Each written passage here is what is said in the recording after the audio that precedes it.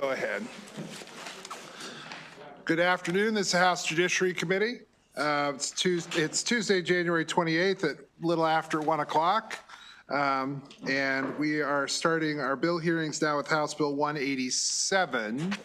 The people who I have on the list to testify include Delegate Kaufman, who will get 3 minutes, Sarah Mickey, Cornelia Gordon, and Amanda Rodriguez.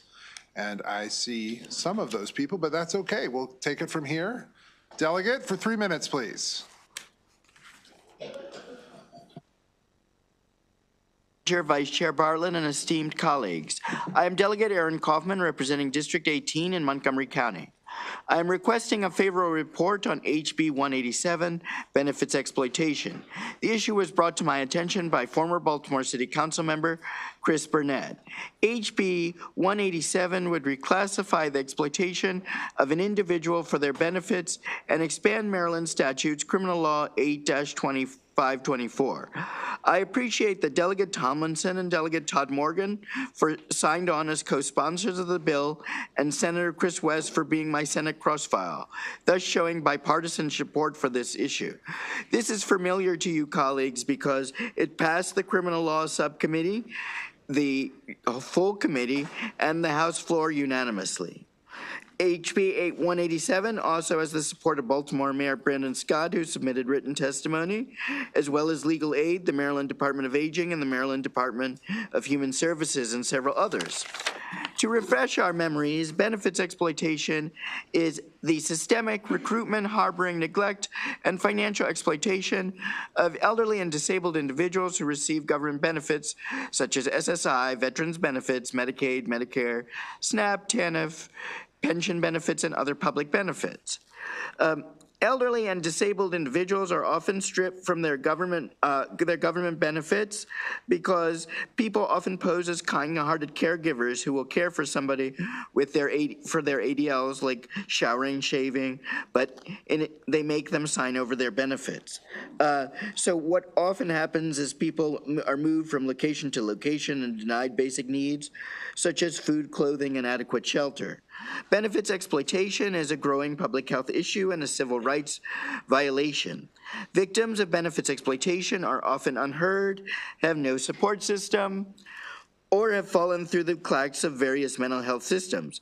And that's not my erudite observation, that's according to the National Institutes of Health.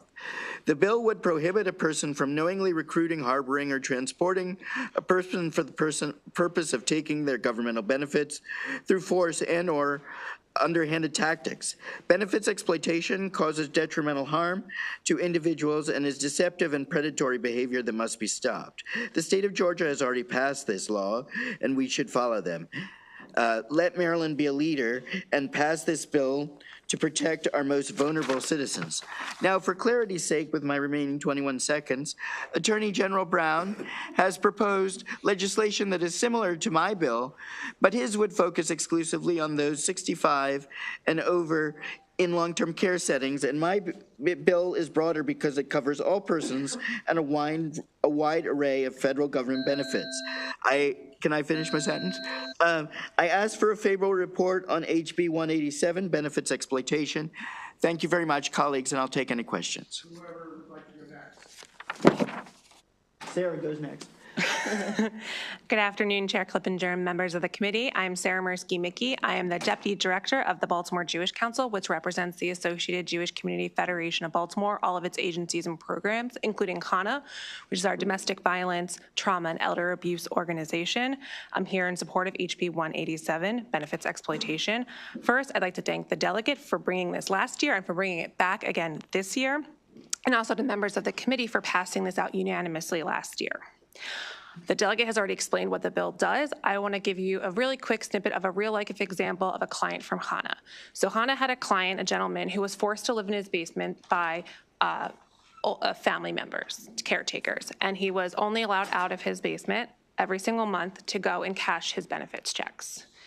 And that is an exact example of what we're trying to do here to try to find a remedy. So for these reasons, we ask for a favorable report. Thank you.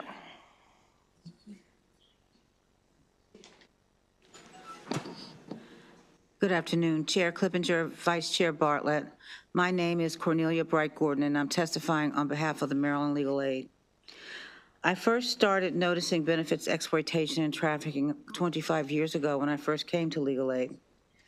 Unfortunately, that's after I've been practicing 44 years, but I first started noticing this 25 years ago. Unfortunately, benefits theft and exploitation of disabled persons and older adults is not rare. One only has to watch the news or read a newspaper to know that benefits exploitation or trafficking is real. It causes increasingly incomparable loss and damage to low-income individuals. In one of my cases, legal aid represented a disabled woman from who was living in Anne Arundel County. She was in her 80s. She came here, her granddaughter brought her here to visit from Arkansas, and then never let her go. Her granddaughter stole her identification and then proceeded to isolate her, steal her Social Security benefits, her very small pension, and rental income. This occurred over an 18-month period. They even made her do housekeeping. These were young people in their 30s. This came to legal aid because they thought they were clever, and they filed a petition for guardianship. And of course, we are appointed by the state to represent in guardianship. And we discovered this heinous scheme. This isn't unusual.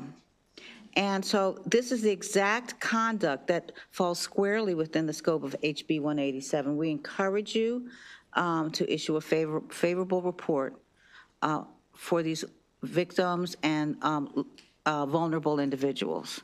Thank you.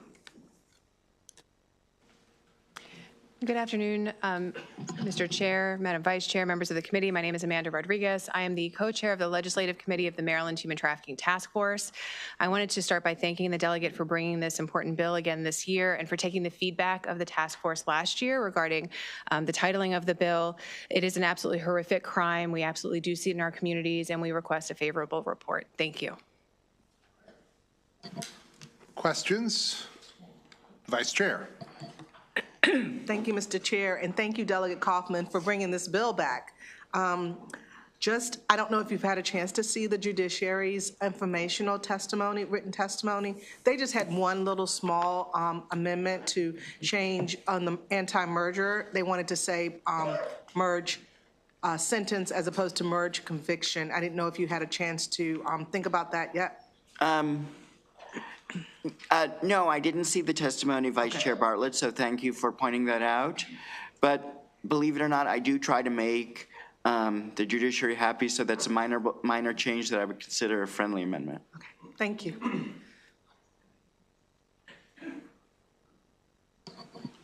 Seeing no other questions? Thank you very. No. Oh, I'm sorry, Delegate Schmidt.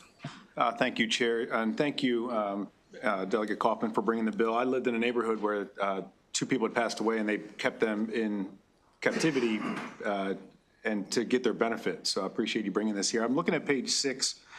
Is it a felony offense? Is that what this addresses? I believe Ms. Mickey is a lawyer and not me, but as I understand it from what she has explained to me and reading the bill many times, that it is a felony if someone's convicted under this, if you want to elaborate further. It's a sliding scale depending on the property. Depends on the amount. The amount, So less okay. than 1,500 is misdemeanor, then over 1,500 felony 5 years, and it goes for 100,000 felony up to 20 years. I got So you. it's sliding scale. Okay. Excellent. Thank you.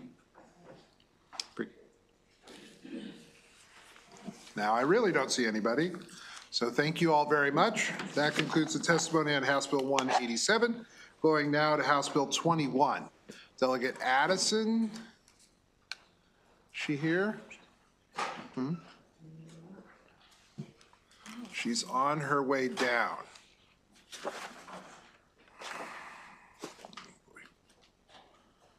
Is Chris here? Is Fair here?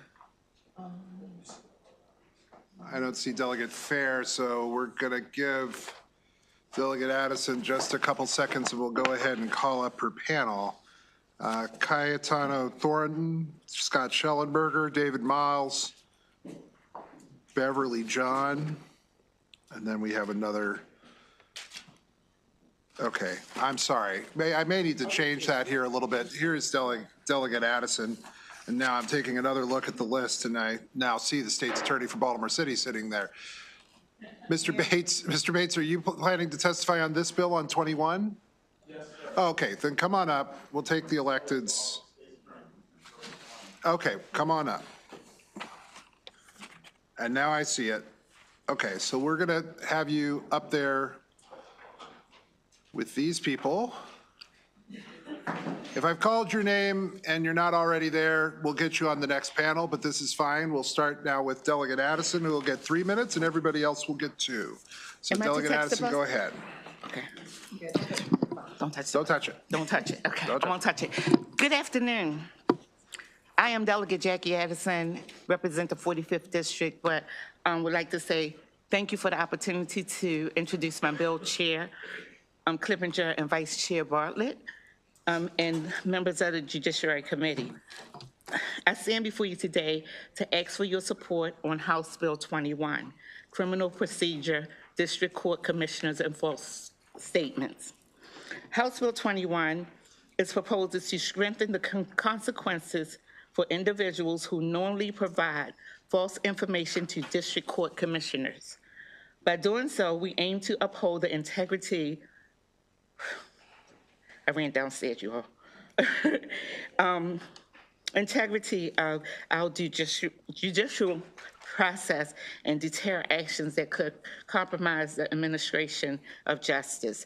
This bill is personal to me, as numerous constituents statewide have expressed the need for this bill based upon false accusations being brought against them and subsequently having the commissioner to issue an arrest warrant.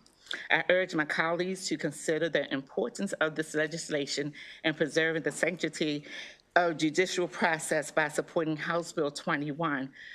We affirm our commitment to justice and the rule of law in Maryland. I will yield my remaining time for the numerous witnesses who believe in this bill.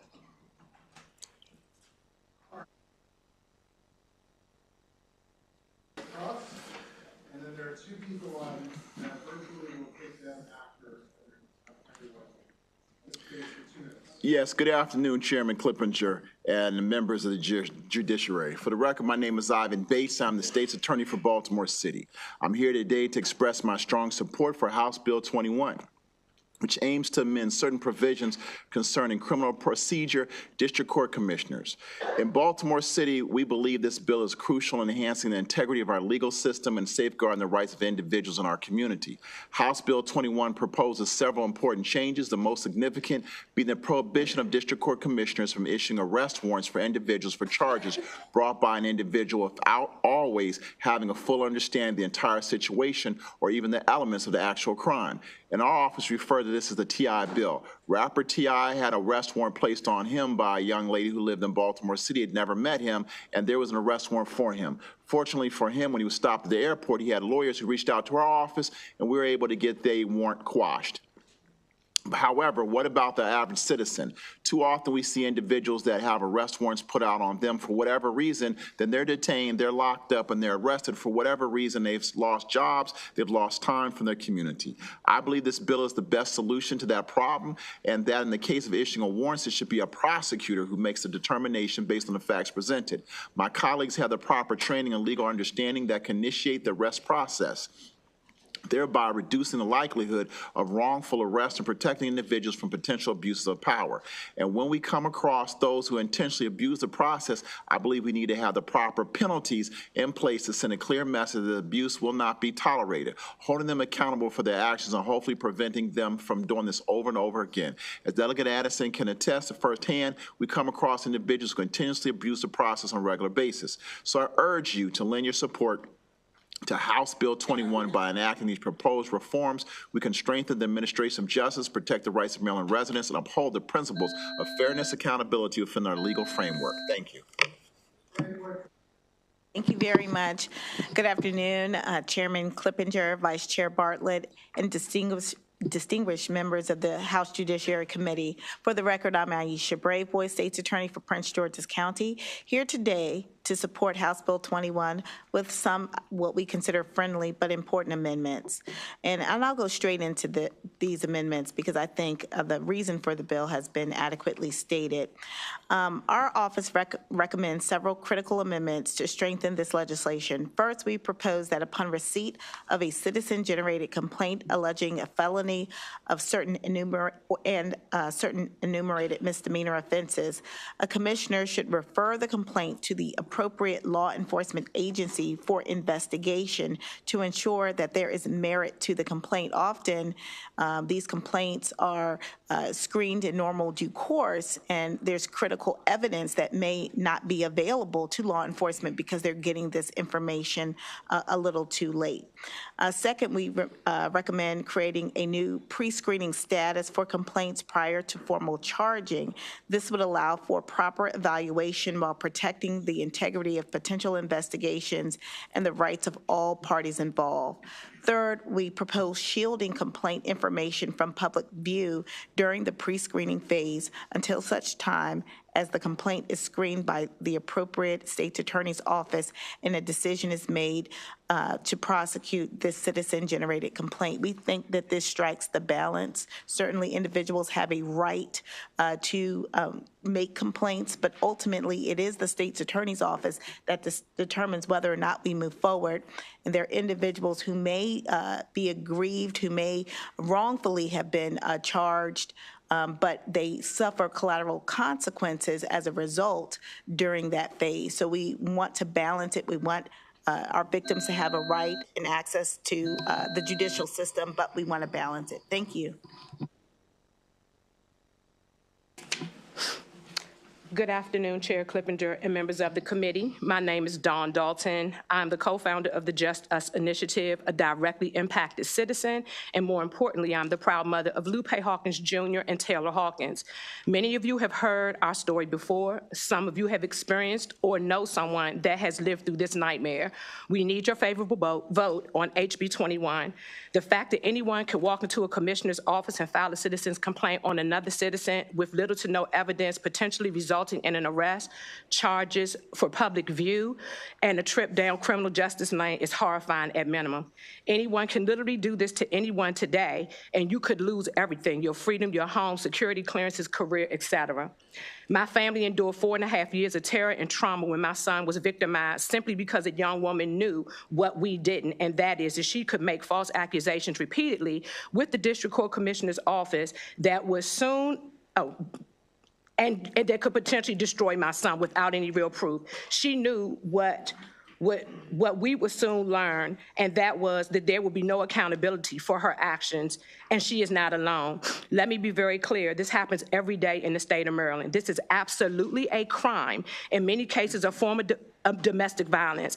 This tactic is also used against citizens over property, custody battles, and many other disputes as a weapon. As citizens and lawmakers, we must acknowledge the harm and correct this issue if we truly believe in justice. Many lives and families have been destroyed due to our current process. In fact, since we proposed these changes last year, we have been contacted by many families trying to obtain justice. Some families that were in this room with us last year to support us have now been impacted. If we had the proper screenings and accountability in place, they could have been spared from this unjust harm. We are simply asking for a more thorough and accountable system that will protect all Marylanders equally. I am a domestic violence advocate and an advocate for justice, period.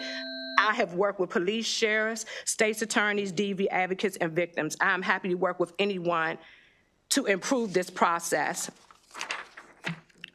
To protect innocent Marylanders, we must start by changing the law because in its current state, it is not just. I'm asking for your favorable vote. Thank you. Good afternoon, all. Scott Schellenberger, State's Attorney for Baltimore County. I'm here to support House Bill 21 as well as everyone else. One of the things I need to point out is Maryland is one of the few minority states that allows civilians to go institute criminal charges without being accompanied or being having a police report. It's one of the few ones that actually allow us to do that. I think the important thing to know about this bill is it's not taking away a citizen's right to file charges. They can still file charges. It's just now they'll have to get a summons instead of an arrest warrant. To get an arrest warrant, you're going to need the involvement of the police department and or the state's attorney's office, but there is an exception. Please take a look at section 6.2D, which if the defendant poses a danger to the person, then a commissioner can still issue a warrant. So what it does, a danger to the person and the community is the words they use. So what I think is important for this is citizens can still go to the commissioner and take out charges. It just has to be a summons. They can still obviously call the police and let the police tell them what to do and go to the police commissioner with a police report. Or if they can prove that there's a public safety danger, then they'll be able to, the commissioner will still be able to issue a warrant. So we think this is an important protection.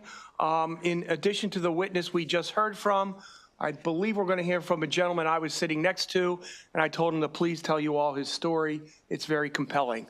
I think House Bill 21 is a great change, and it doesn't cut off very many rights that people have, and I urge a favorable report. All right, we're going to hear now from David Miles, and then Mr. Thornton will come after that. Mr. Miles, now for 2 minutes, please. Yes, sir. Good afternoon, Chair and committee members. My name is David Miles. I currently serve as a city council member, was honorably discharged from the Navy, and currently work as a full-time pediatrician. I'm providing testimony in my personal capacity in support of House Bill 21 as someone who has called Maryland home since I did my residency training here in Baltimore at Johns Hopkins Hospital. Despite a resume that may be impressive to some, I have personally experienced the deliberate abuse and misuse of the commissioner system. Just over a year ago, I was scratched, bit, shoved, and knocked over while I was carrying my 5-year-old child. The person who assaulted me called 911 and was appropriately arrested by police, charged with assault, and jailed. That individual also lost custody of my child and access to my home because of the protective order that was approved by a judge in district court. Days after being released from jail, that individual went to a commissioner to file false charges and testimony inconsistent both with the police report and CPS findings from an interview of my child. Because of that false report to a commissioner, I was contacted by the Sheriff's Department and informed that there was a warrant issued for me for the very charges the other individual had already been charged and arrested 4 days earlier. The fallout from that commissioner-issued warrant was costly. I was placed on administrative leave at work, was disinvited from high-profile speaking engagements as well. The story of this warrant also made it to print and TV media while I was running for re-election, which inappropriately cast me as a perpetrator of the abuse inflicted on me. The charges against me were ultimately dismissed. However, experiences like mine make it that much more difficult and stigmatizing for men who have experienced domestic violence to take action. While I recognize the need to reduce barriers for people to file complaints, giving a commissioner the ability to issue arrest warrants based on unverified and sometimes patently false testimony puts people's physical and professional lives at risk. These experiences have made it very clear that House Bill 21 should be passed and enacted as soon as possible, and I hope that all members of this. Thank you for your time. Mr. Thornton, please. Good afternoon. My name is Cayetano Thornton. I am a retired naval officer, having served 30 active years of service in the United States Navy. I retired in 2016. My ordeal began Christmas of 2023 when my now ex-wife, in retaliation for me moving forward in divorce, sought a revenge porn protection order against me. That order was dismissed because it was false. And then in retaliation of that, my ex, enraged and upset, charged at me, and I did not retaliate. I called 911. The police came out to assist me in that endeavor. Ultimately, my ex decided to then submit false charges again against me. There's camera footage, my security camera in my home, as well as the security camera or the body camera from the police that supported, in fact, that I had not done anything. But my ex was successful in submitting a protection order against me. Then, with that temporary protection order in place, my ex was able to get me arrested because she alleged that I falsely or that I broke the protection order. And in a 48-hour period, I was arrested twice. once for allegedly breaking the protection order, and then secondarily for assuming or assaulting her, or alleged assaulting her, which all things were dismissed by a judge in court. But in this instance, all of these things occurred because of her false allegation to a commissioner, to which I was arrested twice in a 40-hour period. And prior to that, I not even had a traffic court, a ticket, or anything that that would suggest that I could do anything like this. So I fully support this HB 21. We need to do something better for citizens like myself that have not done anything, but yet in retaliation for our spouse to do something like this against us. Thank you. All right, now we'll take questions, and we'll start with Delegate Grammer. Thank you, Mr. Chair. We'll start with Mr. Schellenberger. Can you tell us what percentage of the warrants used this way are fraudulent? Well, we've just heard a couple stories, and you're going to hear one more. I'd still say it's a very small percentage. Very often when citizens are making the complaint and it's not supported by a police report, very, very often commissioners will issue a summons. And so the charges can still go forward. It just doesn't have the ramifications of a potential arrest. But as you've heard from two of the witnesses, and you will hear from a third, the more you amp up the charges, the more likely it is that you're going to get an arrest warrant, and therefore the more impact it can have on the person charged. The other thing that you have to remember is, and I forgot to mention Ms. Braveboy's ideas, there's certainly something that I can work with. In fact, in my office, we have a citizen complaint bureau, so that once charges are issued, within a very short period of time, an assistant state's attorney is reviewing the case, talking to the witnesses, talking to the citizens to decide whether this should be an appropriate case to go forward or not. So we're making those decisions much quicker than we had been many years ago. Yeah, I'd say it's a very small percentage. Okay, and in these cases, the way it currently works is the commissioner uses discretion. That's correct. The commissioner uses discretion, and the discretion remains as long as there's probable cause that the person poses a danger to public safety. Okay, and the danger clause that you say they still could be used for, how about harassment? The criminal charge is harassment. Would that situation allow for a warrant in this case? Well, by using the charging situation to cause the harassment? So it says, in the current law, it says there's a probable cause to believe the defendant poses a danger to another person or the community, and via the testimony we've heard today, a person still could use this for danger. My question is the criminal charge harassment danger as it qualifies under the law currently? I would say that that would be very hard to demonstrate. Gotcha. Okay, thank you. Mr. Chairman, thank you, delegate and panel, for coming in to testify. Would this bill have any overshadowing on domestic cases that involve ex partes? So the ex partes are kind of civil protective orders? Yes. So that's a little different. These would be criminal charges. Individuals who can request from the commissioner an ex parte order for a protective order, and can also file at the same time, if they choose to, for criminal charges. So they could still do both under this scenario. Or they could do one or the other, right? That's the current law. They have the option of doing one or the other or both. Okay.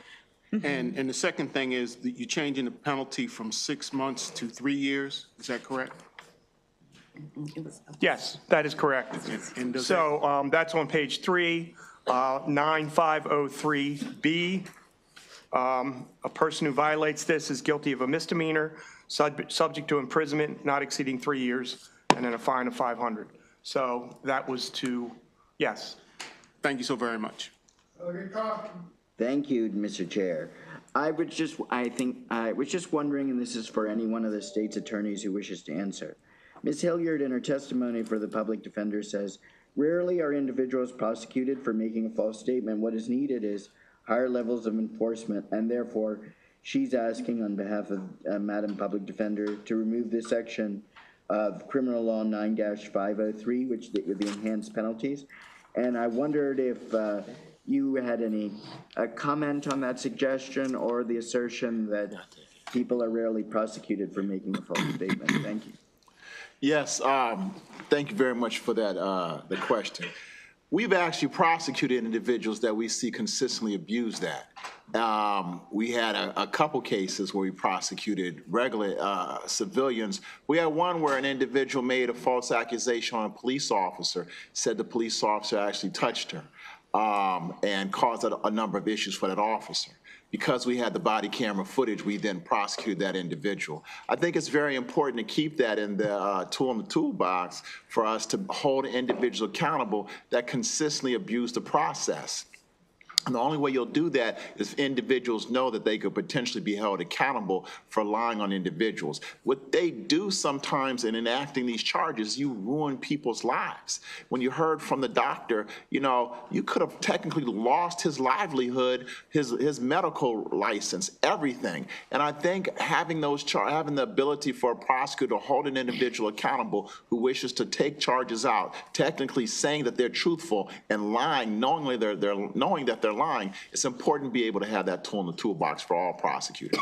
And what I would say is that, you know, it is a balancing act, and we don't want to we don't want to have a chilling effect, of course, on victims who are true victims.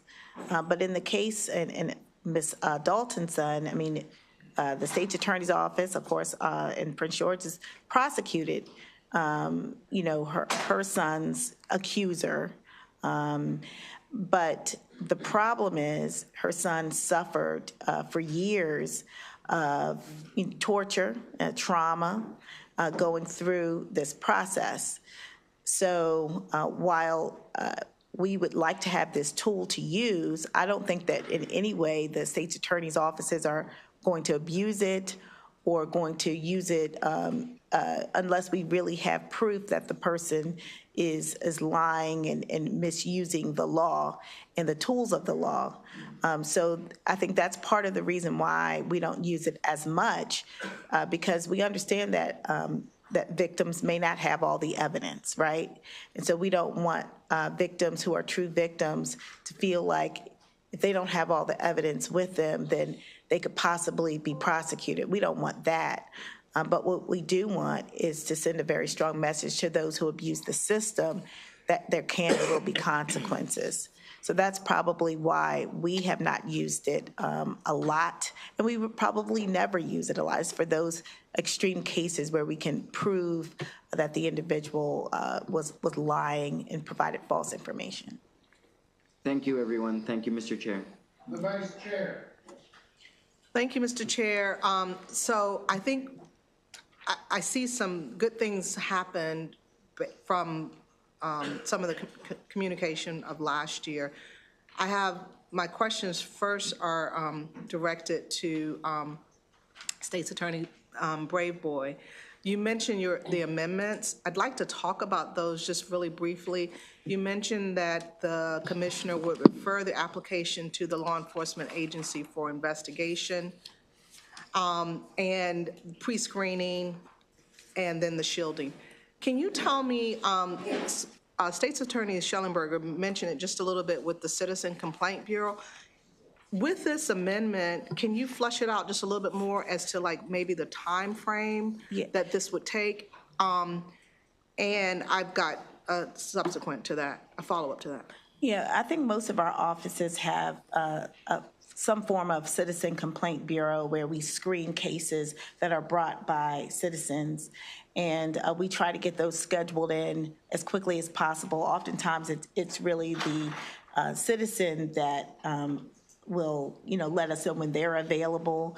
There's a number to call, and they can schedule a screening appointment, as quickly as they are available. The problem is, during that process, the charges are still pending, and the charges are available in terms of if you go on to Maryland Judiciary Case Search, you can see those charges.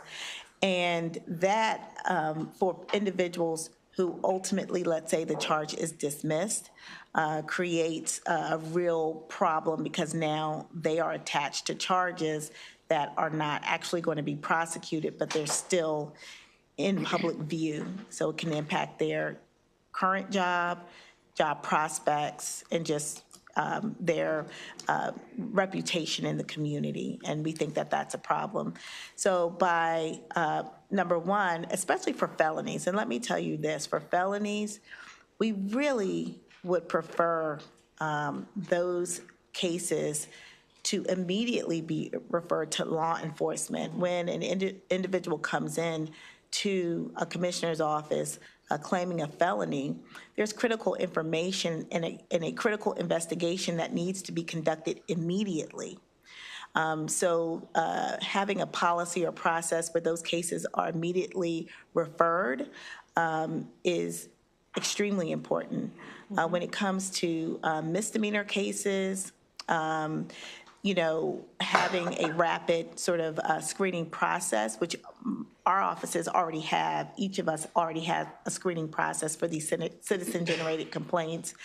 But as long as it is timely, within 24, 48, 72 hours, something like that, that's a better scenario, because that helps us understand whether or not we need to ask for a warrant, or if a summons is appropriate in the case, and whether or not we have enough evidence to move forward with the case. And I think that helps, again, that citizen who may be the victim, because you're starting an investigation much earlier, and it also helps those who may be wrongfully accused. So last year, State's Attorney Bates, you mentioned about the on-call State's Attorney or ASA that could help and answer a phone call. Is that idea no longer on the table with respect to this particular amendment?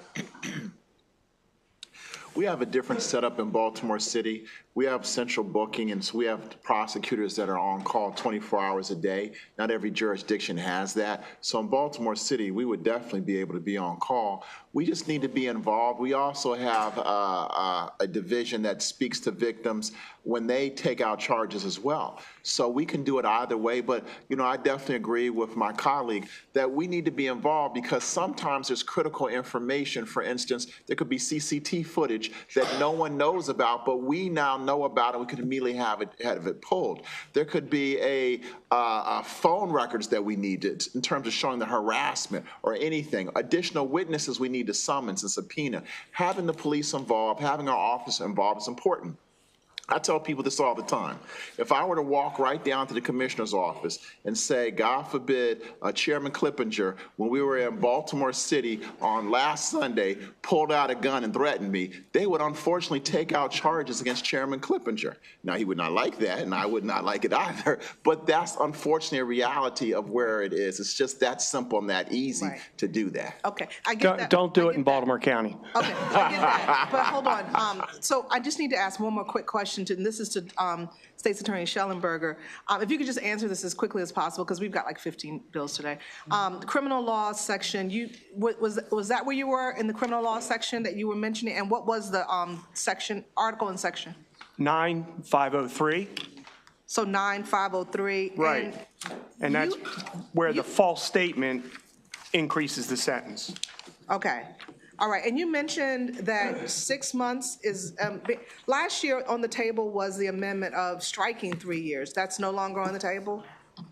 I believe everything's on the table, and I'm certainly willing to work with the committee however they want to present it. Be happy to work with you on that. Okay, thank you. Thank you, Delegate, for. Thank you. 2 questions, if I may. One is just clarity. Maybe I misunderstood, but State's Attorney Schellenberger, I read the bill with having no public safety exception. It would just preclude any issuance of a warrant by a citizen. Am I wrong when I read?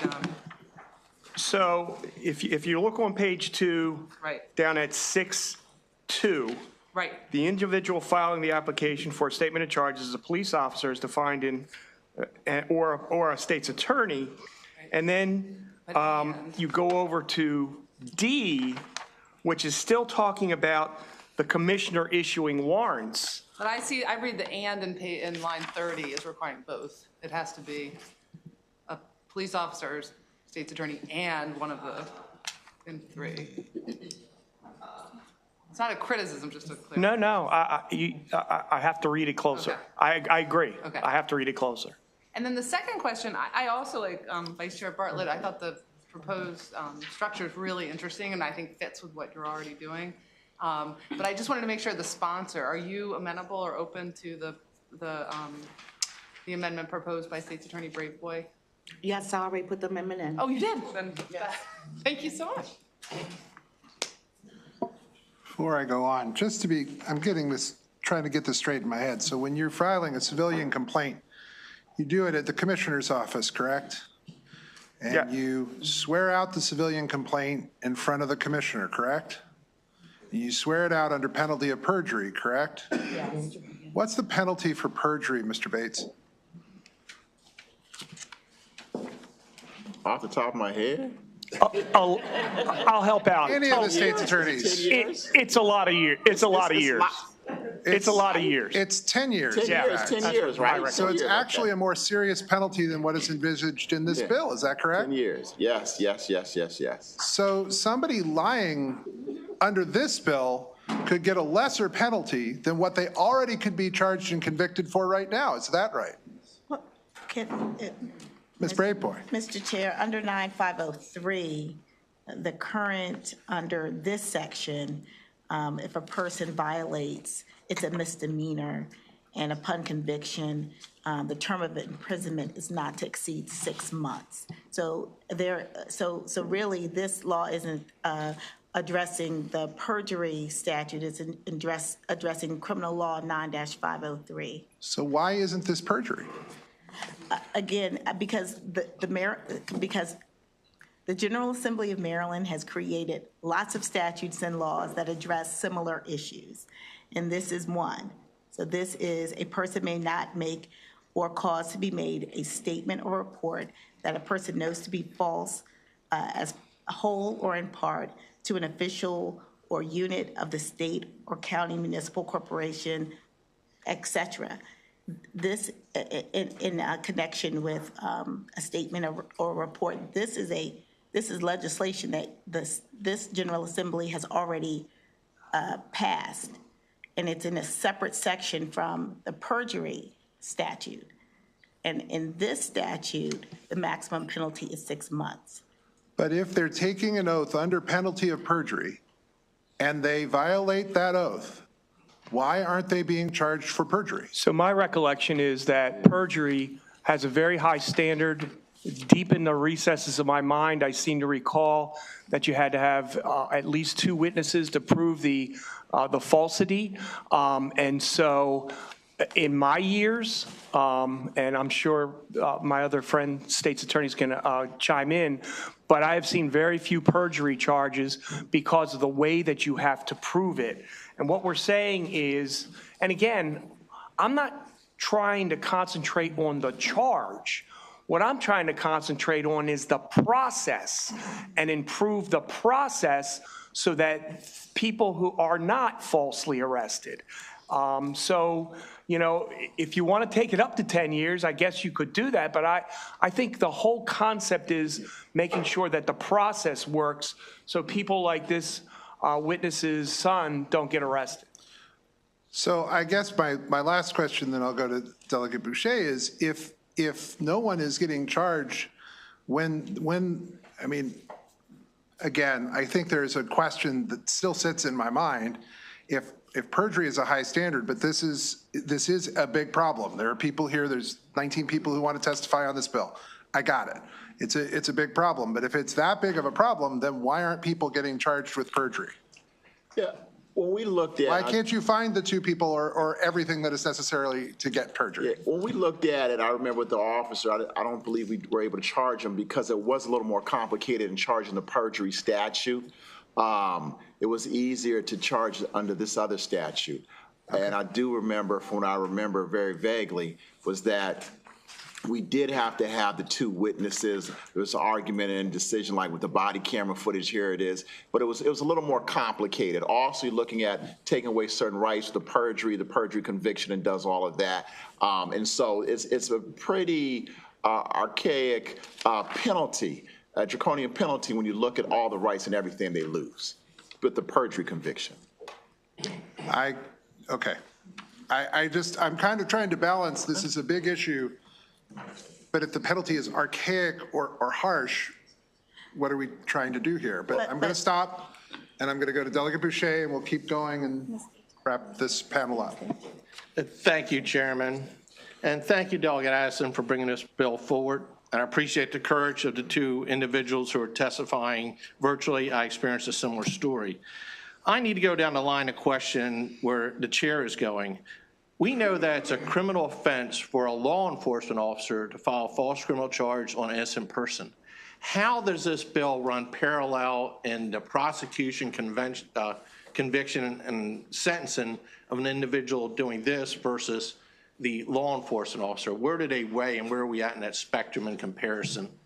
Well, I would think that with law enforcement, you're probably not only dealing with perjury, potentially, but also with misconduct in office. So there are going to be additional charges that would apply to It's a higher bar. Police officers that would not apply to an average citizen. But I just wanted to go back, if I could, that this is a statute that the General Assembly passed. This is a section already included on false statements. So all we're saying is that in this bill is asking for an increase in a penalty that the General Assembly has already created. So it's already a template. It's already, this is a false statement statute. The maximum penalty currently is 6 months, and this bill is proposing 3 years. That I just wanted to make that clear. Thank you very much. Thank you. Thank you, Mr. Chair, and thank you for bringing this bill again, Delegate Addison, and thank you to our state's attorneys and and to the mother who experienced this. I really appreciate your situation. A very close family member called me, and I shared this with Delegate Addison early this morning, called me Saturday before last at 2 o'clock in the morning. And at 2 o'clock in the morning, they were riding in a car with a young man who got pulled over and did not know that there was a warrant. Fortunately, it happened on a Friday. I know this sounds crazy, because he was able to get out and go to work on a Monday. In the midst of this, and then once again, it's a very similar scenario to the doctors, but in the midst of this, I'm also thinking about what happens with an individual, as the Women's Law Center says, that really has a concern about their safety, right? To the state's attorneys, time becomes of the essence. And I hear you all saying that, yes, we will review it. How do we ensure that we don't send these young men into a situation where their lives spiral because someone has made a false accusation? At the same time, we balance that with what a number of women's groups are saying. There could be situations where we need somebody to act quickly. How do we balance that? Well, let me just say, we agree. We agree that people should act quickly. And what we want is a thorough investigation. And that often happens on the day that the incident occurs. Thank you. If we don't hear about it and we don't screen it for a few days, we will lose likely critical evidence and information and potential witnesses that we would have had on day one. So we're not saying that we don't want the commissioner's office to act at all. What we're saying is that there are law enforcement agencies around this state, police departments, sheriff's departments in certain jurisdictions act as police, that they need to be aware of it. They need to screen it. They need to also refer them to us for services. I mean, all of our offices have victim witness units that work around the clock to provide things like housing assistance, temporary cash assistance, things that victims sometimes need immediately. So we don't disagree that these cases should be taken seriously. But we also understand that at some point these cases have to be prosecuted. It's not enough to charge. We want to get justice. And in order to get justice, we need evidence.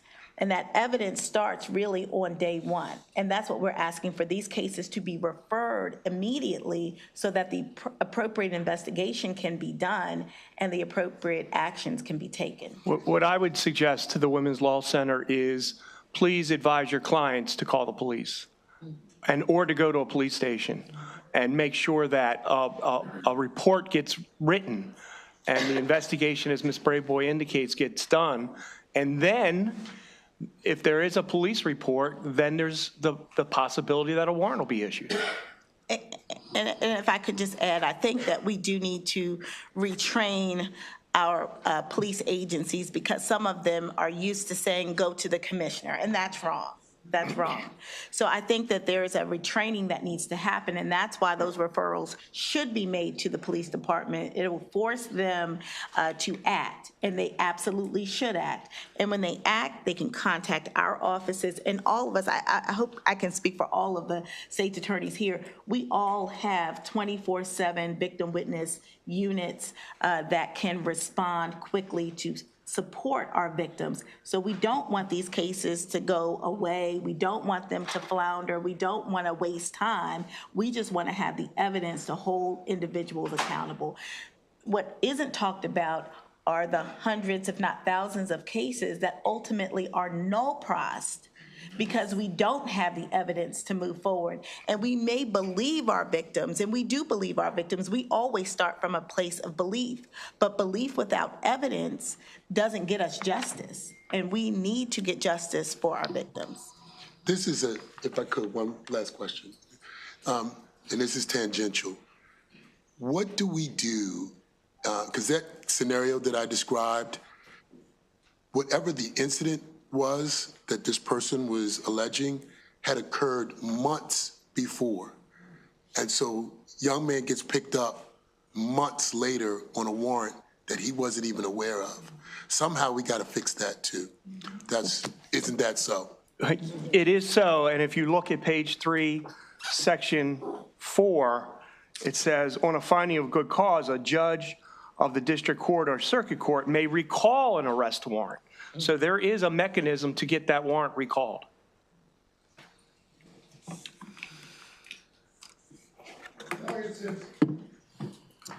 Okay, so this bill definitely kind of ties me into knots. There's one part I love that we're discussing it. I love that we discussed it last year. Wasn't even something that I was aware of whatsoever, and I can definitely see where it can be misused and abused. I almost wish that it was split into two, because I do feel like when it comes to perjury, I get where we're going, but many victims recant because of these situations. So it's highly possible. I mean, I would hate to see, a victim actually being held at a higher standard or prosecuted just because, they recant it, because until you are safe, the truth there's a lot of gray, dark, red, bloody areas in the truth until you are safe. And the place where recanting very, very, very often happens are domestic violence cases. Correct, or any in which they are, but it's not just domestic. I mean, let's face it. I mean, it happens on the playground, it happens at school. I think we have to stop just thinking it happens in the homes, because it doesn't just happen in the homes. It happens in workplaces and all sorts of other places. And if you're not safe, then like I said, the truth sometimes can be a little, so I really wish we could carve that out and look at it a little bit better. And I see where the Law Center and the others are saying, I just really do not understand this part of the law at all, because what happens if I go to, why is it more convenient? Is this something about Allegheny County or Garrett County or far reaches? How does it make more sense that it's easier for me to go to a commissioner or faster to go to a commissioner instead of the police? Or is this something from some big archaic time in which they were on horses and couldn't get there real quick? Or I live next to I really just do not understand, and I don't understand. Can you explain to me what happens next? So I go there and I do this. I got somebody locked up for a while. Yeah. So let me just say what happens in Prince George's County. It is often actually the police officers who refer people to the commissioners. The commissioners are unknown to most people, right? And it's not until they want to file a report that they learn that there is a commissioner's office that they can file a report with, because the police tell them, well, you're alleging a misdemeanor. We didn't see it, and so we are not going to file a report. But you can go see a commissioner, and that commissioner can file. Now, there are exceptions to that, obviously, and, domestic violence is one of them. And so, but oftentimes I believe it is a lack of follow-up, honestly, of those departments that are being reported to, the police departments. And so we do need to shift their thinking and ensure that when individuals are coming to them, that they are taking responsibility for those cases. So it will be a shift in some jurisdictions in culture and practice. But it is, I believe, the right move, because I think that it will offer more protection. It will offer greater understanding of everything that is involved in the case. And again, our office will know earlier. The police departments will know much sooner. And if there are things that need to be done in order to protect victims, they can put those things in place. So I think that's why the commissioner's office honestly has become the place to go. Now people have learned, oh, well, you can just go to the commissioner's office. And I don't think that is really the best use of that office. So it's become, I guess, community knowledge that there are certain things that the police or the prosecutor or public defender is not going to. Well, the police and remember the prosecutor doesn't get those charges right away. So it would be in some jurisdiction a few days later before we would even receive those charges, depending on when the incident happens. So there should be some consistency around what happens, but I think it all starts with how and where the charges are filed and who's filing the charges. So what exactly do the amendments do? So if we're talking about, are you seeking that the police come out and say, this isn't something that we would be charging because we didn't actually see it, and here's your pink pass to go to the commissioner? So mine, the amendments I'm proposing, and again, I would love to honestly work with the Women's Law Center and some of these other groups, because I think we all want to do the same thing, which is to protect victims and honestly get convictions against people who deserve them, get justice. So, for felonies in particular, because with felonies, oftentimes there will be an arrest warrant issued. If we don't have enough information to move forward with a felony, then we are going to have to null pros a felony, and nobody wants to null pros a felony, right? You don't want to null pros a first-degree assault or a rape or anything that is, is a significant offense. But if you don't have the evidence, then you can't proceed with a case, because ethically we cannot proceed with cases that we don't believe we can prove beyond a reasonable doubt. That is our burden as the state. And so getting, being able to start the investigation of these felony offenses immediately, having the police do like we do, which is believe the victim, start from a place of belief, and then follow the evidence. That is what we want them to do quicker. So that was one of them. The other one is, if it's a citizen charged complaint, it may at some point not be accepted by a state's attorney's office for prosecution. Meanwhile, there are charges pending. And so if anyone goes on to case search, they can put in your name and they can see those charges pending against you. They may not scroll down to see that it was a citizen charge complaint. They just know that you got criminal charges, assault, trespass, whatever it is, that could impact people's employment or job prospects.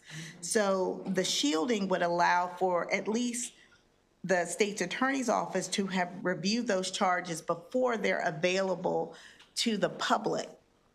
And then instead of them being charges, have a kind of almost like a pre-charge status until they're reviewed, so that so that individuals are not unduly burdened, because some people have to let their employer know if they've been charged with a crime. And if you tell your employer, well, hey, I've been charged with this crime, but it's not, it's nonsense or whatever, it may take a while before the state's attorney's office or law enforcement does the appropriate investigation and makes the decision. So meanwhile, that individual is being impacted. So this is a tough bill. It's a tough, I think, issue. But I think that if we work together, we can come to a resolution. I'm only speaking for myself. The penalty part of it, I think, for me, isn't as critical as the process to prevent, bad charges from impacting someone's life. And it's not as important as getting appropriate investigations conducted as quickly as possible. So I look forward to working with those who may have some issues with the bill, along with the sponsor, because I think there's a way to maybe address some of the concerns. Oh, I love your sponsor. I absolutely adore your sponsor. So, I will follow her anywhere. I do wonder a little bit, does this, and I don't know, this is completely, I feel like I'm in school. Does this change, or would there be some legal ramifications? Are you changing the role of a commissioner with this bill? No. If they're not doing? No. The only thing you're really taking away is their ability to issue those arrest warrants. That's really the only thing that this bill really still does. They still will listen to probable cause. They still will be able to forward the cases and things like that. They still will hear the number of other cases that come before them. But now you're just taking the ability to take away their opportunity to issue an arrest warrant. So when they go in there and say that, he came in and pointed a gun at me instead of a first-degree arrest warrant that would have that person most likely held no bail, now then that would come to the state's attorney's office, who would look at that, and we'd make the decision whether or not should this be a summons or should this actually be an arrest warrant.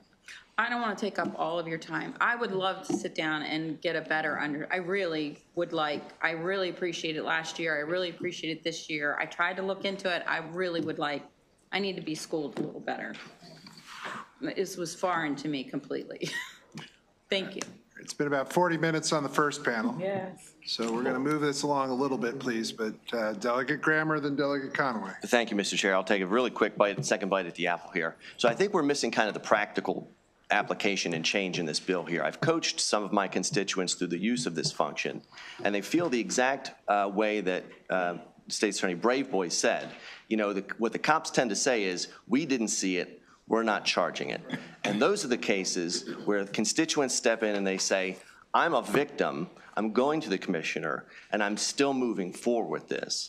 And why I kind of have a problem with the change is that it's not that some people don't feel that the criminal justice system doesn't show up for them physically, but they most certainly feel that they don't show up for them in general. And that's why, the people that would oppose this change, who understand this, who've tried to use this process, they would say, I needed this mechanism to have someone stand up for me. So here's my question. Rather than getting into the criminal charges, nobody's getting charged with this. If they get the charge, it's going to be pled out. Why not have some meat on the bones here? Why not have some mandatory restitution? Something practical to say, if you get convicted, and this poor gentleman here, who we have on the screen, if you put him through hell, why don't we have some meat on the bone so you're going to pay that person back? Because when we're talking about jail, it tends to be ridiculous. Nobody's going to jail for this. 6 months, 3 years, perjury, 10 years, it's not relevant.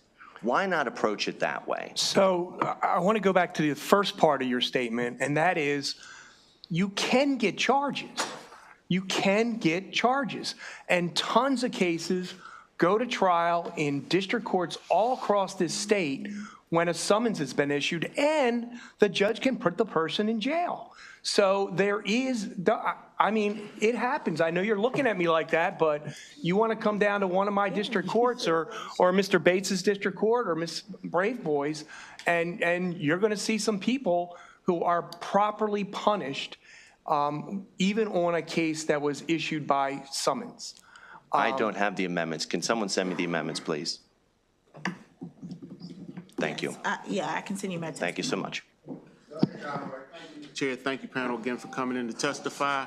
In reference to the subject matter where the officer allegedly touched somebody and there weren't two witnesses, but there was the body cam footage, why wasn't that charged? I mean, was it was going? We charged, but we just didn't charge the perjury count. We charged, but we just didn't charge the perjury count. So you charged like an assault or something like that? We charged, I think the charge here. 9503. Yeah, the false statement charge.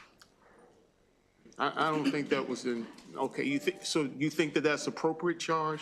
Well, we had some difficulty in terms of proving actually the perjury. Perjury is a little difficult. It's a difficult charge, and actually, if you really look at it, to actually try to prove, you got to. And I did remember after listening to Scott Schellenberger, you're supposed to have two witnesses and all these other things you need to do. Where the false statement charge was simple, it was clear, and we knew putting on the body-worn camera, it was easy right then and there. We also were able to go ahead and plead that case a little more quickly.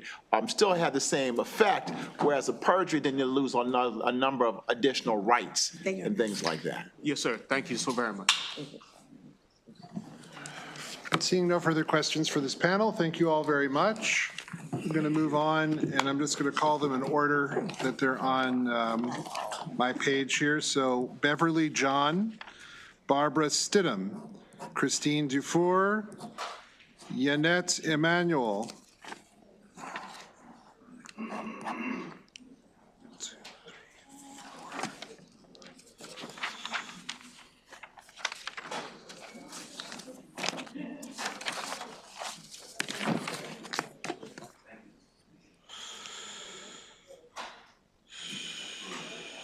and then our last panel will be a group of 5 unless I see.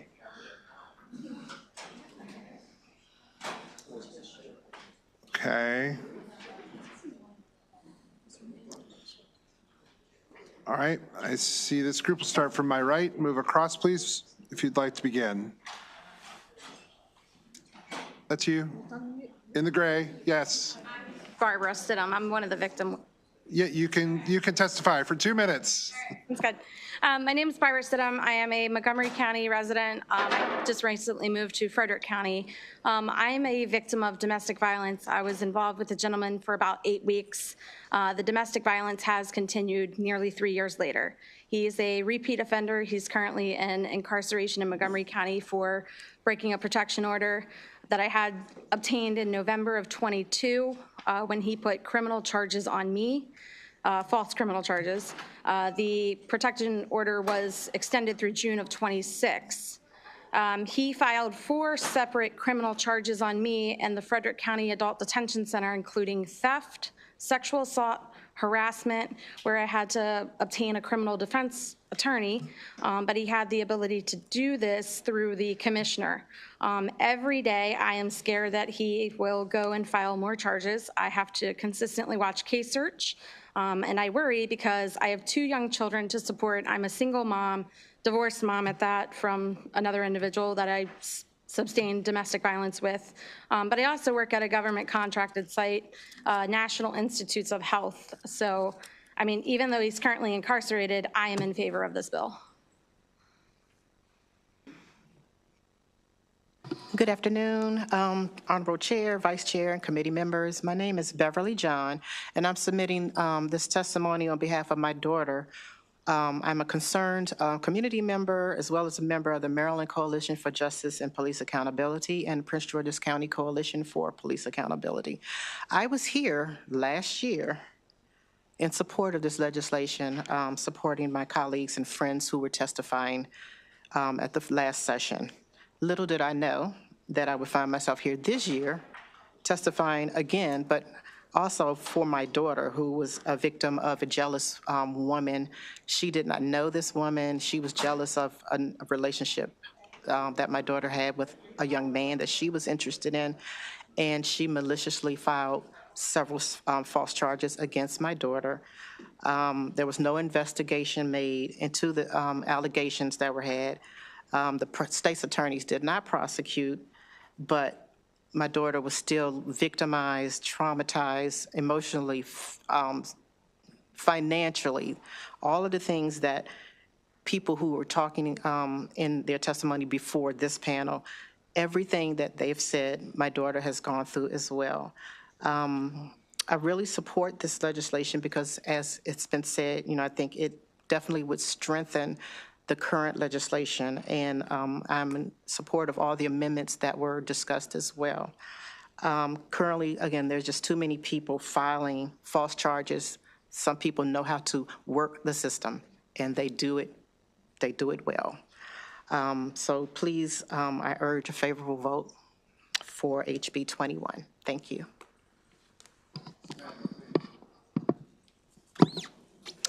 Good afternoon, Chair Clippinger, Vice Chair Bartlett, and members of the committee. For the record, my name is Yanetta Emanuel, Public Policy Director for the ACLU of Maryland, and the ACLU urges a favorable report on HB 21.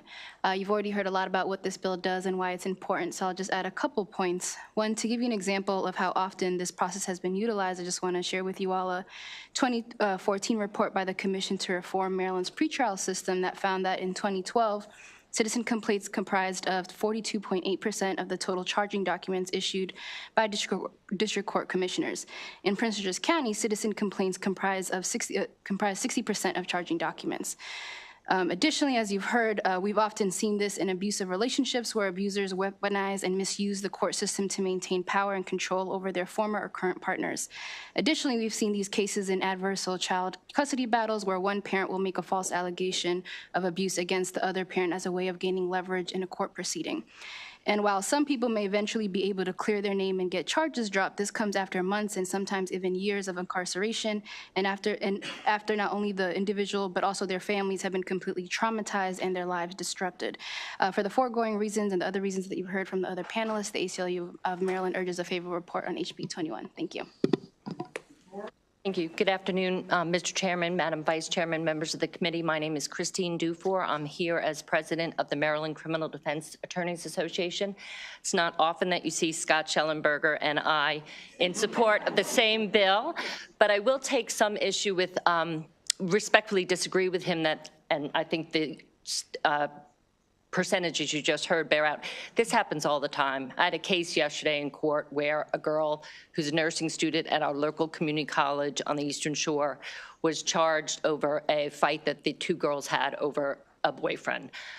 It was dropped. The state found absolutely no merit, but she, right before Christmas, almost missed a nursing final exam because I had to walk her through the booking process.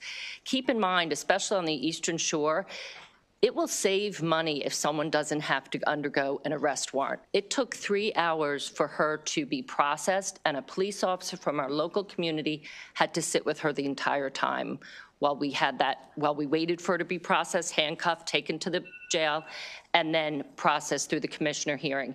So I think it's also a cost-saving issue that you can explore, but I think more important, it's an issue that if you talk to every defense attorney in this room, I know at least 3 cases that I have currently pending where they're false charges. And we have to fight the system because they had to retain an attorney or go to the public defenders to get an attorney. And when you have charges leveled against you, as members of this community know from their constituents, and from the doctor, the good doctor who spoke earlier, it can ruin your life. So we urge a favorable report on House Bill 21. And I'm welcome to answer any questions. Thank you very much for your compelling testimony, all of you. To the young lady who represents the criminal defense bar, thank you very much for everything you do. And as a criminal defense attorney in part of my life, I've had many of these where I've had to handle them, and I agree. Can you give an example of what a person who's falsely accused and has to hire an attorney, how much they might pay? Not necessarily you. I know we can't afford you, but maybe some of your colleagues. Number one, I'd like to thank you for the characterization of young. That's very nice. I will give you an example. I was at a Rotary meeting the other day, and I was asked to present on what I do, and I was telling them that I'm coming here to support this bill. A woman came up to me afterwards who's very successful in the business community, was brought to tears. She said, "You brought back memories of 20 years ago when I was going through an ugly divorce, and all the police in my community knew what my husband was doing to me, and they wouldn't charge her with anything because they knew she wasn't guilty of anything." He went to a commissioner. Charges were brought. A police officer called her and said, "I know you're driving your children. Do not get a speeding ticket. An arrest warrant has issued. You will be pulled over. Your children will be taken to child custody."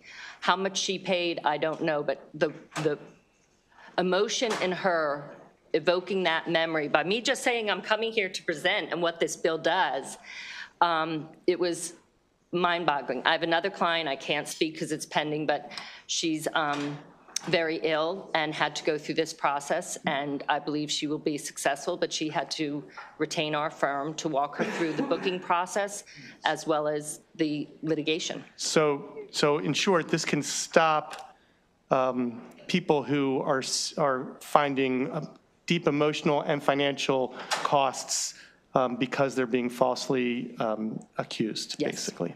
And I will say, in the example, my Rotary friend who came up to me, as you well know, Delegate Cardin, oftentimes when people are running towards divorce or custody cases, it's who can get to the commissioner first and accuse. Unfortunately, that happens. Thank you. Seeing no other questions for this panel, thank you very much.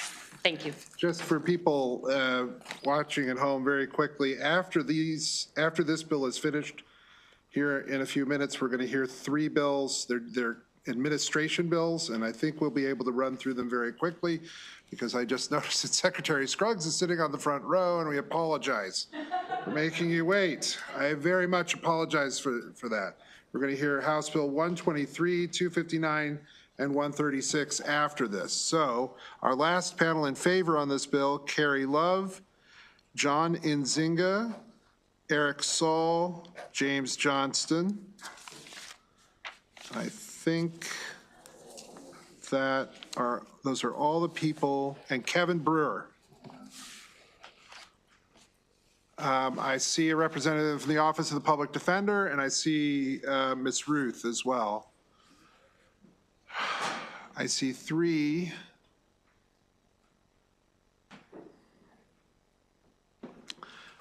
Mr. Johnson, we'll start with you. Members of the committee, thank you. I'm here both as a member of the Maryland Criminal Defense Attorneys Association and an attorney in private practice, formerly with the Office of the Public Defender and then also with the Department of Juvenile Services. I'm also Ms. Stidham's lawyer, and you heard from her a few minutes ago. And I wanted to just try to answer 1 or 2 questions that I've heard. One is Delegate Cardin. I can tell you Ms. Stidham, in her circumstance, so she was charged, the gentleman that she was in a relationship with, she seeks a protective order, gets a protective order. He violates a protective order. He's arrested. He's in Frederick County. He's jailed without bail, as was appropriate. He has access to the commissioner at that location in Frederick County, since there's a booking center there. So he simply asks the correctional officers every few weeks to take him to the commissioner, and he charges her, as she outlined, with stealing his car, with assaulting him, with raping him. She was also charged in Montgomery County. Now, thankfully, most of those were summons, but in terms of the arrangement, I can tell you it is, for an individual and even for their attorney, it's nerve-wracking. So she's calling me. She was arrested in Montgomery County, calling me on a Friday because the person charging her knows that if you swear out that warrant and you get her served, or get the individual served Thursday, late, maybe early Friday, they see the commissioner, they don't see a district court judge until Monday. And some of these offenses have release restrictions, understandably. The legislature has said, well, if you're charged with a very serious offense, the commissioner can't let you out. So you have to wait and see a judge. So there's a strategic piece. I think Ms. Dufour talked about that in terms of custody disputes.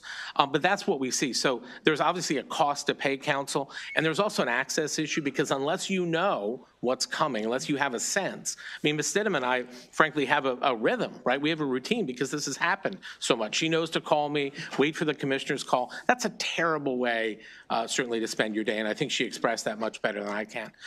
To the chair's question about the penalty, I think perjury and then the false statement are two different offenses because the false statement relates to a statement made to the police that causes an investigation, and perjury, it would apply here as well, but perjury is in court or to a judicial officer. So I think those are the two. I think that's the distinction in my mind.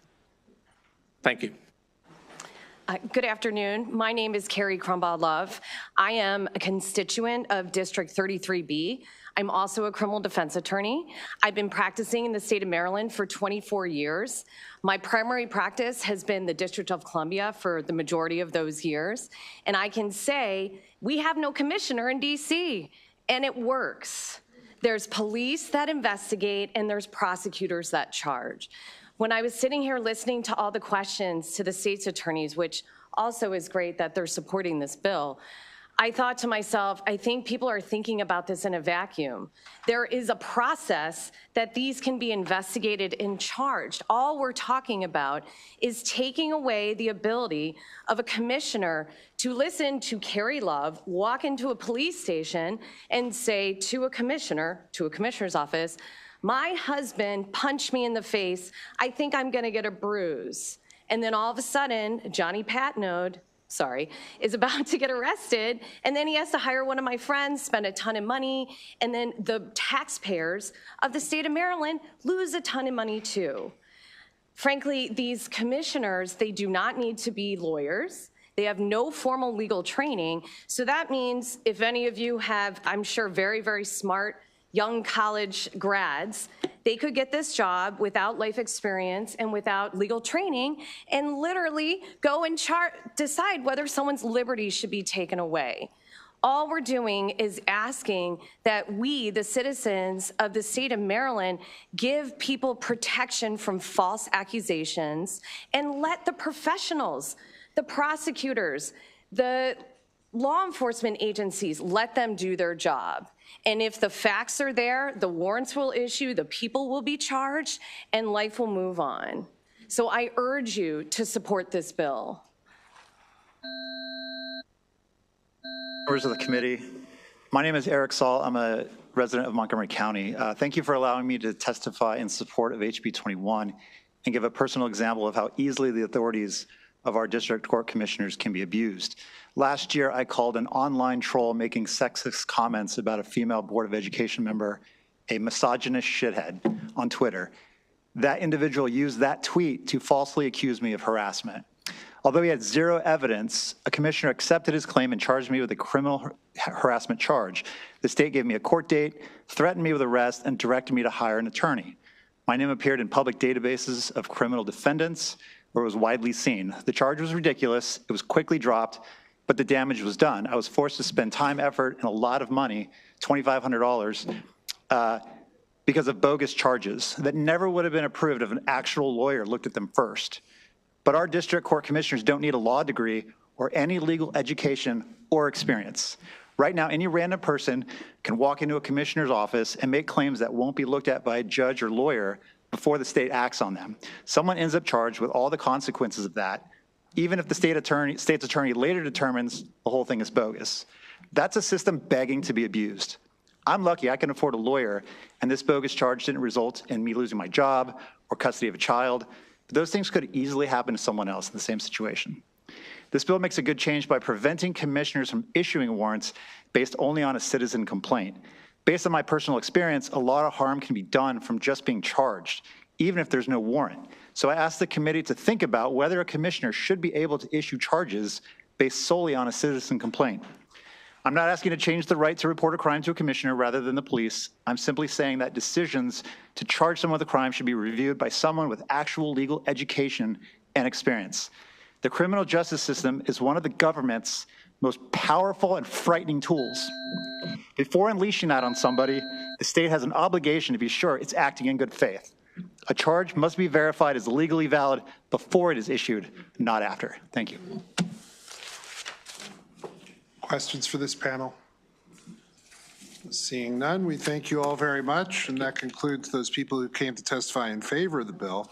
We have one person testifying favorable with amendments, Elizabeth Cox. Ms. Cox, we're going to hear from you for 2 minutes, take questions, and then we're going to hear from Lori Ruth for 2 minutes, please. Ms. Cox. Yes. Go ahead. Good afternoon, Chairman, delegates. My name is Elizabeth Cox. I'm an assistant public defender practicing in Baltimore City District Court. I'm here today in support of House Bill 21 with amendments. As a district court assistant public defender, I regularly see cases where the police responded to a 911 call and the police themselves declined to file any charges because they did not find probable cause for an arrest. Then one of the involved citizens in that incident goes to the district court commissioner's office, tells their side of the story, of course in the light most favorable to themselves, and a warrant is issued without any investigation or without even noting the officer's initial findings when they responded. In fact, district court commissioners do not have the ability to even investigate these allegations if they wanted to, so those allegations are typically assumed to be true. The current process actually divests power from law enforcement and prosecutors who are best positioned to investigate allegations and determine if arrests should be made. After a citizen complaint, once an arrest warrant is issued, especially if it's for an alleged crime of violence like second-degree assault, my clients are regularly held without bail for up to a month before their first trial date, and because of postponement, sometimes for 2 months or even more.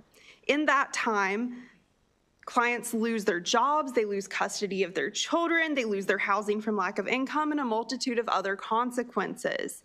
However, when the case eventually comes to court, they're often dismissed because the complainant does not even show up to proceed with the charges at the trial date. The one amendment that we are proposing is to eliminate the sentencing enhancement for making a false statement. 6 months is already a significant amount of time for incarceration, and because of gray area in the criminal justice system, we worry that if it's increased to 3 years, that would catch more people up in the system, and research demonstrates that the best way to reduce crime is actually more frequent prosecution, so prosecution again and again for multiple false statements as opposed to a longer sentence. Thank you. Questions? Thank you very much.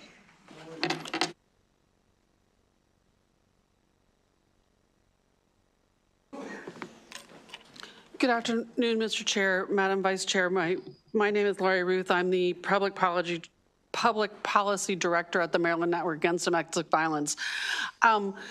I've been fascinated by this entire hearing. I was not involved last year, and I don't recall if I have been in the past, but so much of what was said it goes both ways. And from the network's perspective, our concern is about safety of the true victim, as I believe Delegate Phillips mentioned. And our concern is that I have so many things to say. I'm sorry, I'm disorganized. The law enforcement and prosecutors, I think it's idealistic for Ms. Brayboy to say, oh, we'll do an investigation. And I appreciate Delegate Bartlett's question about that, because during that time, that person who has been victimized is not in a safe position, and they haven't been able to obtain safety if they aren't allowed to have an arrest warrant issued. Also, a lot of the discussion today applies whether it's an arrest warrant or a summons. In addition, I think that Delegate Kaufman's comment about the public defenders talking about enforcement is extremely relevant. I mean, we see these things happen all the time to our clients. There are false charges brought, and there are no negative ramifications for that as far as we can tell. But the fiscal note of this bill says, well, it may be a little more expensive for law enforcement or prosecutors if we turn all of this over to them to do. I wish that I had the faith that the state's attorney's testifying here today did. I would be interested to see what law enforcement says about whether they think this is a valid option for them. So often, as I think we just heard, the police refuse to either take a report even or to escort somebody to get a protective order. I fear that this is going to leave more people unsafe, and for those reasons, we oppose this bill. Thank you. Questions? Okay, thank you very much for testifying. Oh, Delegate Phillips, please. Thank you. Oh. In that exchange that I had with the state's attorney's office, assuming that someone was available 24/7 who had legal knowledge and was available to have that discussion with the commissioner, would that address your concern? It might. Honestly, I don't know, and I don't know how realistic that is in every jurisdiction in the state. But, you know, so much of this discussion to me is about the commissioners overall.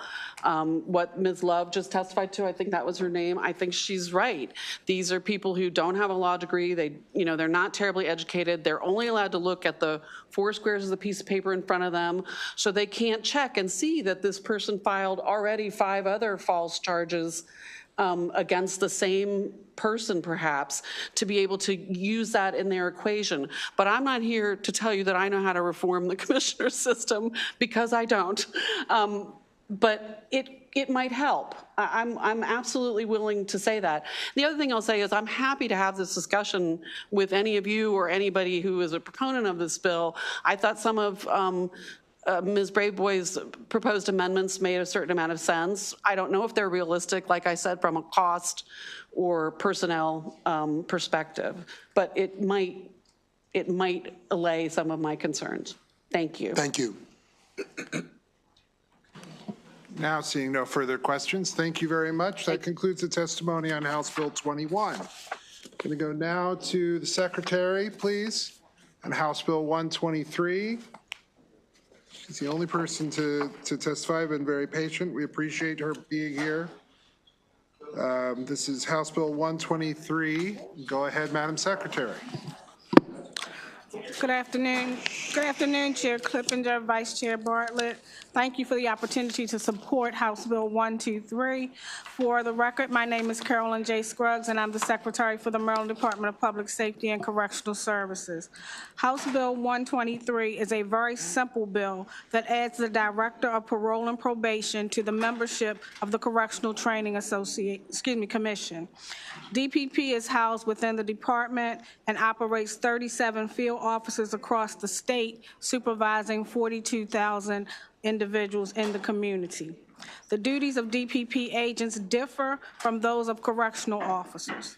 The powers and duties of the commission include setting standards and certifying correctional officers, DPP agents, monitors, and other mandated employees, prescribing standards for approval and continuation of school that conduct correctional parole or probation entrance level in-service training courses. These are required by the commission, including state, regional, county, and municipal training. The DPP director is responsible for nearly 1,000 positions that require annual certification and training approved by the commission. Additionally, the director is required to coordinate training needs with the commission to develop, secure, and make recommendations for evidence-based training per statute. DPP has developed a full 40-hour annual safety training curriculum approved by the Correctional Training Commission. The new course for agents will include classes on recognizing behavioral health conditions, field and agent safety, defense tactics, use of force, and equipment use. It's my understanding that the union has proposed an amendment that would add a parole and probation agent to the commission. We welcome this amendment and consider it a friendly amendment. Given the fact that the needs of the Division of Corrections are represented on the commission, it only makes sense to add the parole and probation and they be represented. The bill does not have a fiscal impact, and it is a cross-file of SB 197. I respectfully request that you submit and support House Bill 123. I'm happy to answer any questions. Good afternoon. Thank you very much. Thank you, sir. Have a good day.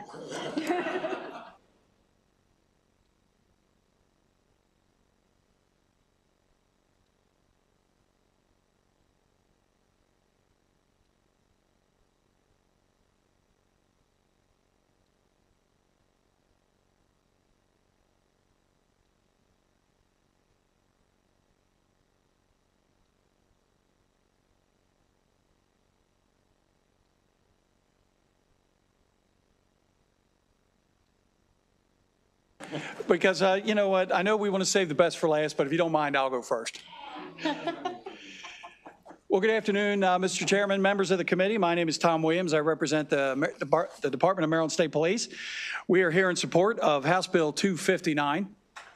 And first off, let me say that this particular bill came to this committee last year, and the subcommittee and the full committee made some fantastic changes to the bill. You guys did some really good work. And so we've brought that bill that you got out last year back this year, and hopefully we're going to get the same result, getting it out of the House, getting it out of committee.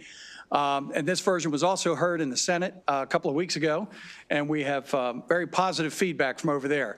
So thank you for the good work you all did to make this bill an even better product. Anyway, here's what the bill does. It deals with DNA, and it clarifies the accountability for collection of DNA database samples. It imposes a monetary penalty for qualifying individuals who refuse to provide a sample.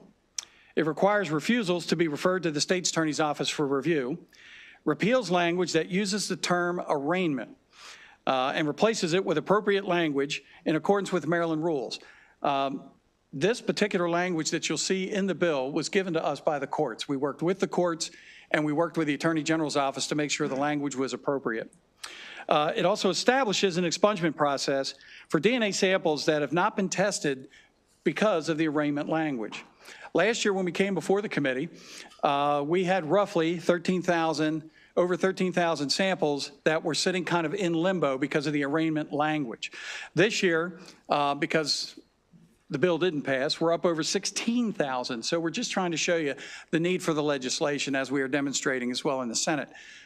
We need to fix the arraignment piece, which you all are very familiar with. And we would like to, if we could get that fixed, we can get a lot of positive things done. So having said that, MSP is certainly asking for a favorable report on House Bill 259. So thank you all very much for your time, and I'm here to answer any questions.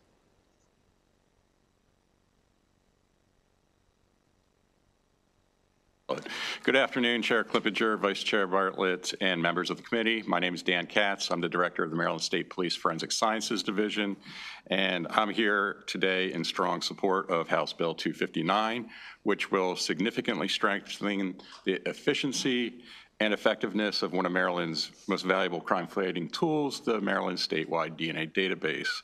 HB 259 focuses on fixing 3 known problem areas within the database statute.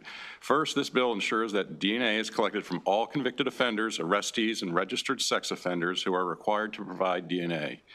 HB 259 clarifies who is responsible for providing DNA samples, who is responsible for performing the DNA collections, when collections are to occur, and how to handle situations in which the individual refuses to have their DNA collected.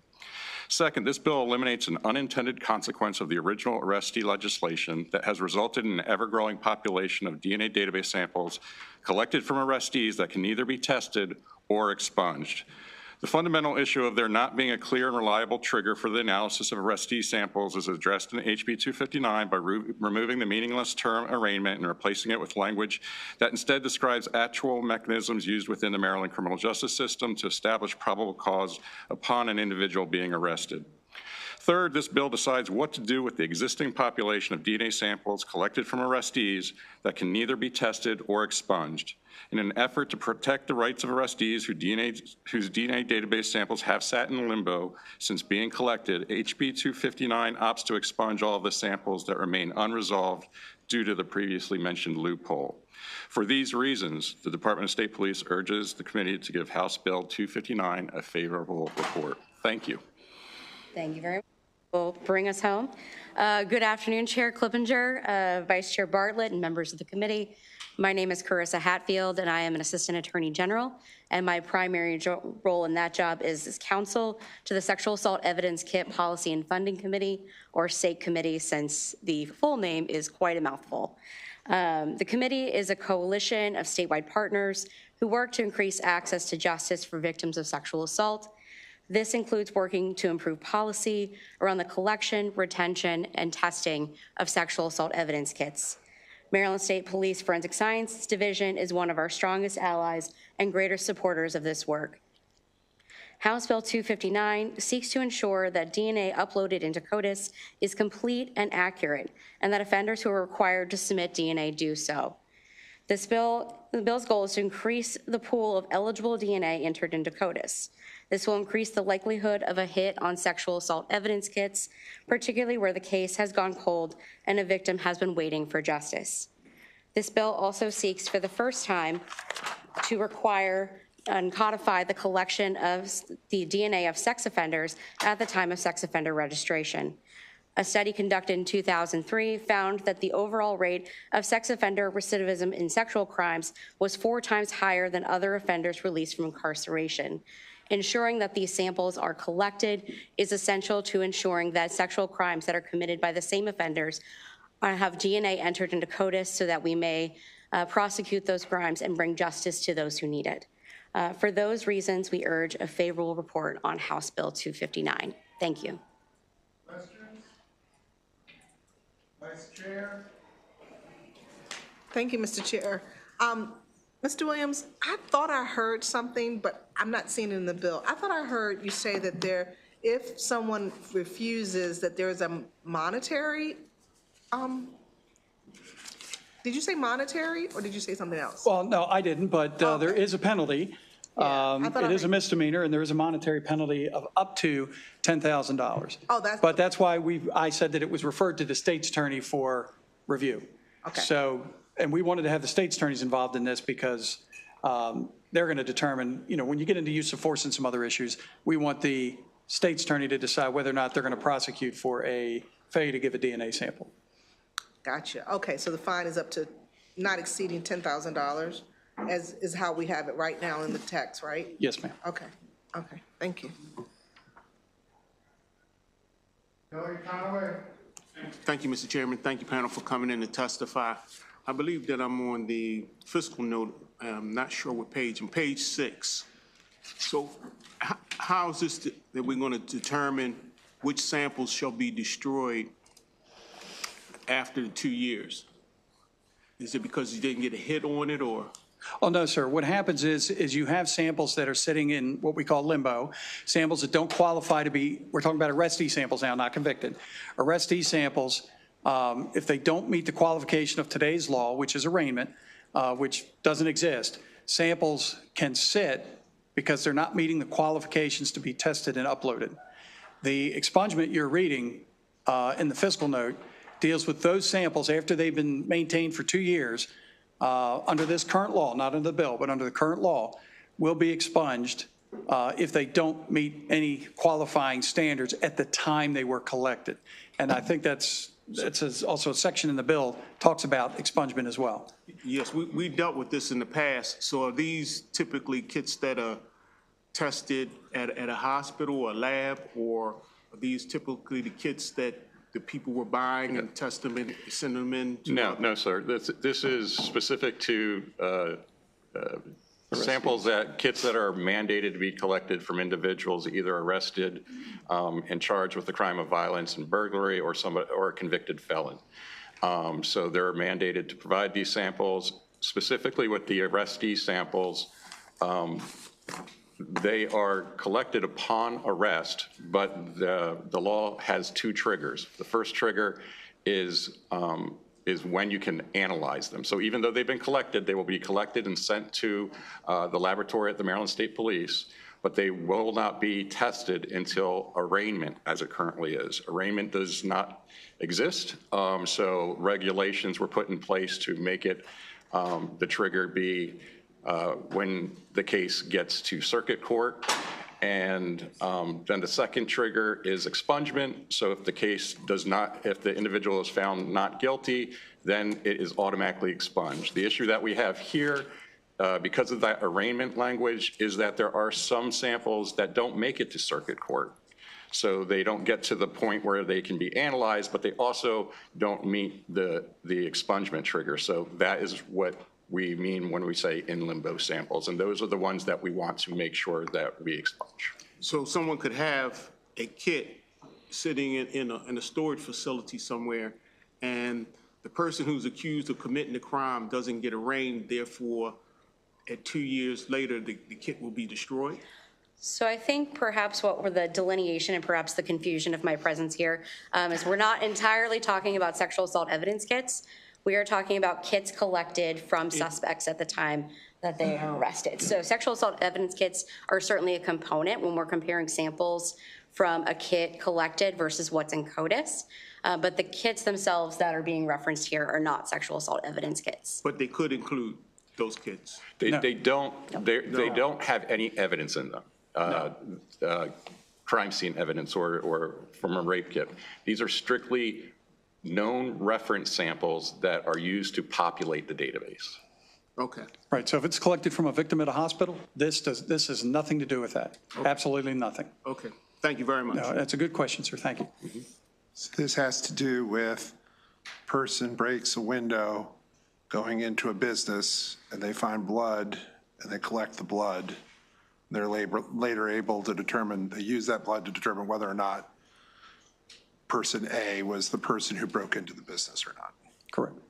Okay. That is correct. Well, I got one thing right. Mark it.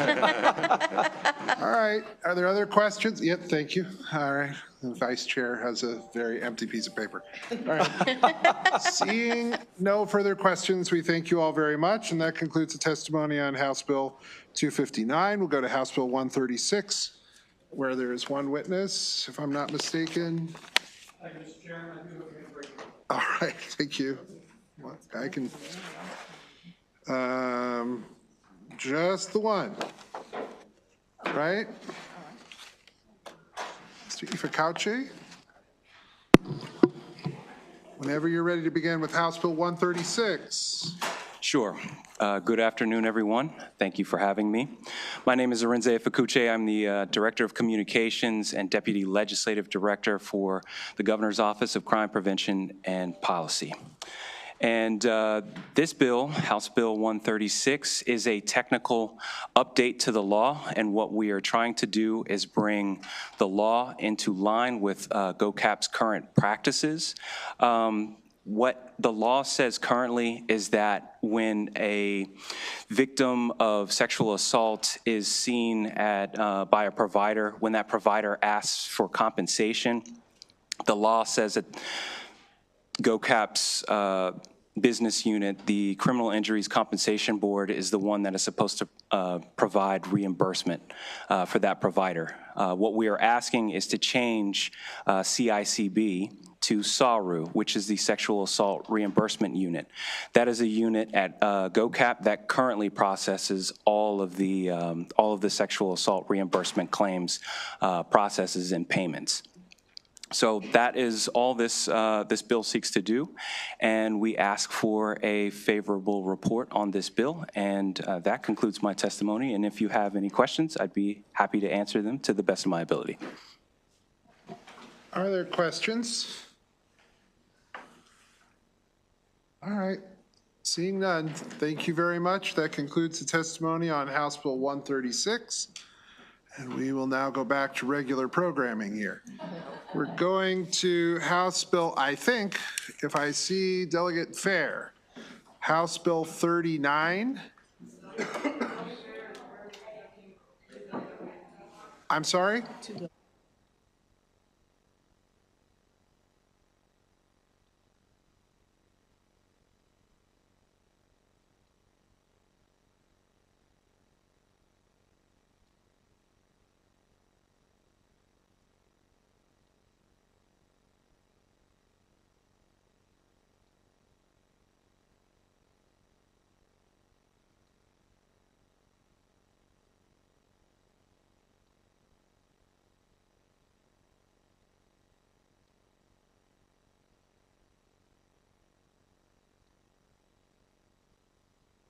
All right, so what we're going to do here is we're going to hear House Bill 22 from Delegate Valentine. We're giving our friends from other committees the opportunity to get here. When they get here, I'm going to call their bills. All of us people here on Judiciary are already going to be here, so we can fill in the gaps. So Delegate Valentine, please, on House Bill 22.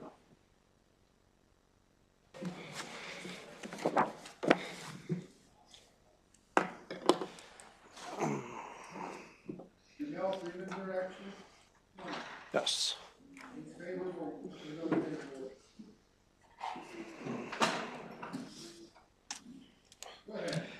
Good afternoon, Chair Clippinger, Vice Chair Bartlett, and members of the House Judiciary Committee. For the record, Delegate William Valentine, District 2A, representing both Washington and Frederick counties.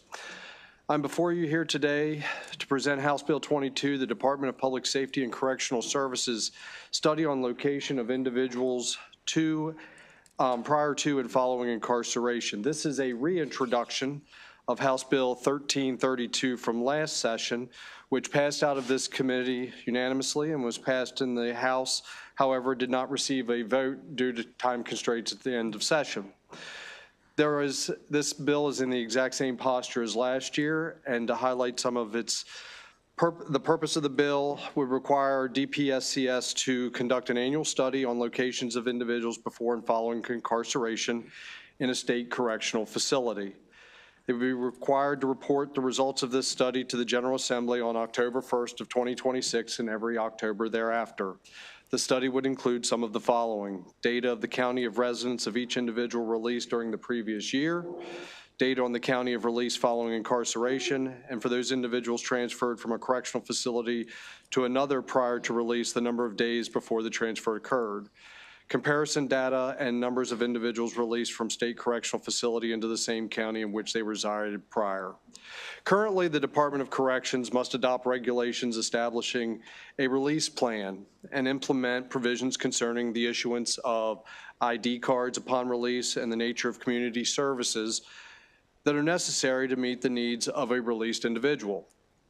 Of the 23 counties and Baltimore City, the Department of Correction facilities are located in 6 jurisdictions.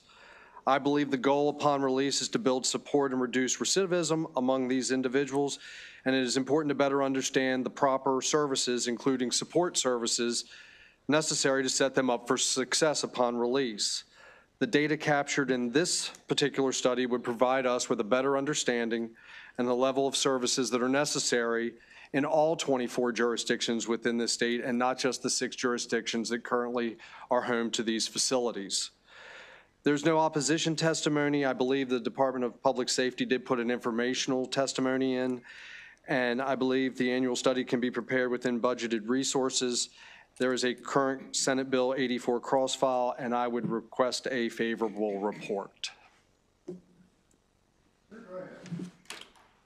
I had to hit this button right here. Hey, good afternoon, Chair Clippinger, Vice Chair Bartlett, and distinguished members of the Judiciary Committee.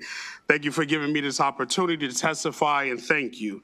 And Delegate Valentine, thank you for sponsoring this bill. I am in favorable report for this bill, and I'll speak on behalf of incarcerated individuals with peer-lived experience and give you a rationale to the subject matter at hand. The regulations under the current law for the release from the Division of Corrections have distinction but lack key components to achieve success in reducing recidivism, devising plans to changing outcomes, and promote healthy but positive behavioral changes. One of the current regulations, as Delegate Valentine had mentioned before, I'm not going to go into that, but just the parolees must be allowed in the discretion of Maryland Parole Commission to return to their homes or to go elsewhere upon such terms and conditions as MPC prescribes. The politics of incarcerated needs, individual needs, are a proportionate disempowered group within the public. We need not talk about their behaviors, first their patterns. An incarcerated individual's patterns must be considered first before some problems are results of thinking patterns that need to be looked at and considered changing first before going into the problems. of the 23 counties and Baltimore City Department of Correction facilities, and only 6 jurisdictions have captured this. The data captured in newly proposed legislation will provide a better district understanding and approach. The interventions will aid with obtaining employment, pinpointing stable accommodations, access to mental health. As a future social worker with lived experience in this bill has the potential to focus on the humanity of persons directly stated and impacted. Thank you. Delegate Kaufman. Yes, Delegate Valentine, have you read the letter of information from the Department of Public Safety and Corrections about your bill? I did. I have it right before me, Delegate. So do you have, and I like your bill very much, but I wanted to give you a chance to respond to the concern of DPSCS that the data will not be reliable because it's self-reported, and it won't include, I think, certain people who are on probation, their punishment is home-based. So do you have a response to their concerns? I'm not familiar with the home plans that they're referring to. I don't think we were looking for home plans. As far as the information that's self-reported, I spoke with some of the members of Department of Public Safety and Correctional Services a few days ago, and I believe they were talking about individuals that are released outright, so they're not released on to, and you could correct me if I'm wrong, if you're not released on parole, like a parolee, or on supervised. So there would be a segment that are self-reported, but they couldn't give me an overall as to how large of a segment that might be. Okay, thank you, Mr. Chair. I see that Mr. Freeman is passing notes. Mr. Freeman, could you tell us where you've gotten this wonderful experience in testifying before this state legislature? I just want to know where you got your experience from, sir. The most distinguished and polished individual, Delegate Scott Phillips, and his Chief of Staff, Ms. Vanessa. Thank you. Very good. It's good to see you, sir. But to answer the delegate's response, and this is because I am in my master's program right now, and I only have 5 more months left, and I'll be graduating this May. So if you go to page number 2 in the physical note, it talks about an MPC where it says may require such placement as a step in the release process. And basically what I got from it and what it was proposing, insinuating like a halfway house per se, or sober house. And I think more of the bill, like as I had to go back and look, and actually going back until last year on House Bill 1332, when Delegate Valentine went ahead and proposed this bill to get a better understanding of it. And I had to understand this for myself, but also coming from a lived experience, again, going back to the patterns and so much of the behavior. But if you're going into an area in which there is lack of structure and negative influences, then you're going to repeat that same pattern again and again. As a person for myself, even though I grew up in a good home, mother worked for the federal government, father was a Master Chief in the Navy, but still my negative influence after my father had died by suicide, there was not that role model around. So pretty much what, and you can correct me, Delegate Valentine, this is pretty much what his bill and the data is stating. So once you're providing the community support, the support groups, and even more, the person-centered and advanced community action. So when you have all individuals and more than one, and you can tie into the community, but let alone know that you're not by yourself and you're able to deal with life on life's terms, life does get more manageable to deal with. And to be honest with you, I can speak from that from personal experience after and just celebrating 5 years of sobriety and recovery this past Monday. Congratulations on all your achievements. That's all I want to say. Are there further questions for this panel? Seeing none, thank you very much. And that concludes House Bill 22. Now, Delegate Metzger is ill, from what I understand, but House Bill 289 continues on because of the stalwart work of his staff, who is here to present House Bill 289. So we'll hear from him now, and gently admonishing members of the committee not to beat up his staff member as much. Also, Ann Kirsch, are you here? Ann Kirsch? Look at this, taking a picture of him and everything. All right, I don't see Ann Kirsch, but please go ahead. Go ahead, sir. Good afternoon, ladies and gentlemen. Mr. Chair, Madam Vice Chair, distinguished members of the House Judiciary Committee. Delegate Metzger, unfortunately, is quarantined with COVID, yes, which is why he is not here today. Yes. A picture of him and everything. Okay, wait a minute. All right, so thank you for the opportunity to address this distinguished body today. For the record, my name is Paul M. Blitz. I am Delegate Metzger's Chief of Staff. Delegate Metzger is from Legislative 6 in Baltimore County, who is a sponsor of House Bill 289, Incarcerated Individual Apprenticeship Program for inmates. Delegate Metzger introduced this bill in 2024 as a paid internship, if you will, apprenticeship rather. He feels so strongly about this bill when he told me to submit it. He said he'd like to strike the word as a paid apprenticeship. This is how strong he feels about this. Let me start off by saying, ladies and gentlemen, that there's a shortage of tradespeople as carpenters, electricians, and plumbers, trades that are no longer taught in our schools. When inmates are released from prison, serve their time, and pay their debt to society, what skills do they have to reenter society? Under House Bill 289, inmates would receive training in a trade to rebuild Baltimore. As many of you know, there is a major housing shortage, not just in Baltimore, but around the state as well. With these marketable skills, they would become productive members of society and as taxpayers when they return back to society. Delegate Metzger would like to have them receive some sort of certification or licensing within 30 days from their release from their incarceration. For these reasons that I have discussed, I respectfully request a favorable report on House Bill 289. Thank you for your time and consideration. And I will be happy to entertain any questions that any of you may have. No questions just yet. We're now going to go to the witness who is here virtually. Oh, I'm sorry, let me restate that. There's a person who's got to testify virtually. We're going to hear from her first, then we'll go to questions from the committee, and there are two so far. Go right ahead, please. Thank you. I am Ann Bocchini-Pack. That is my married name, Director of Advocacy for Prepare. Same person. We do parole, education, and reentry support both inside and outside. And this bill, it has a very, very low fiscal note, which is really an important thing these days, and would have a transformative impact on my clients.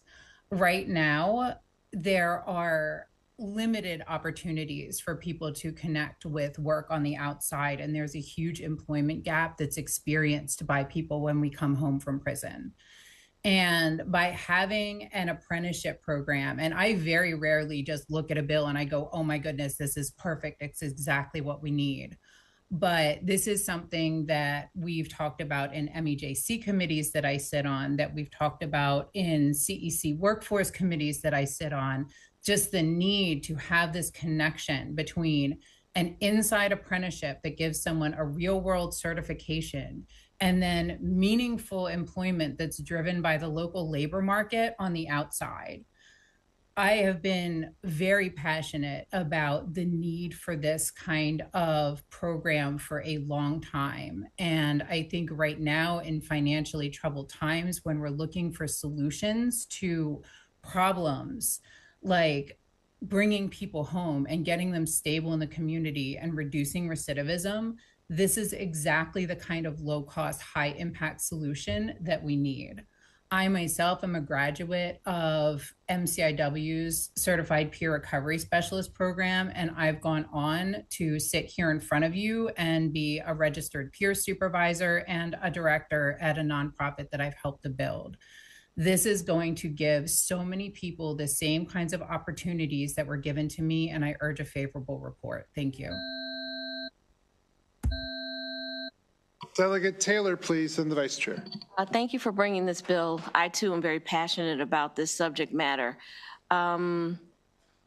and I'm also very happy to see that it's independent and separate from those courses and opportunities offered by Maryland Correctional Enterprises. And with that said, how does this apprenticeship program differ from the ones that you have existing? You know, what makes this one better? And would the workforce from would the inmates be paid at the same rate that any other person that would be a part of this apprenticeship program be paid?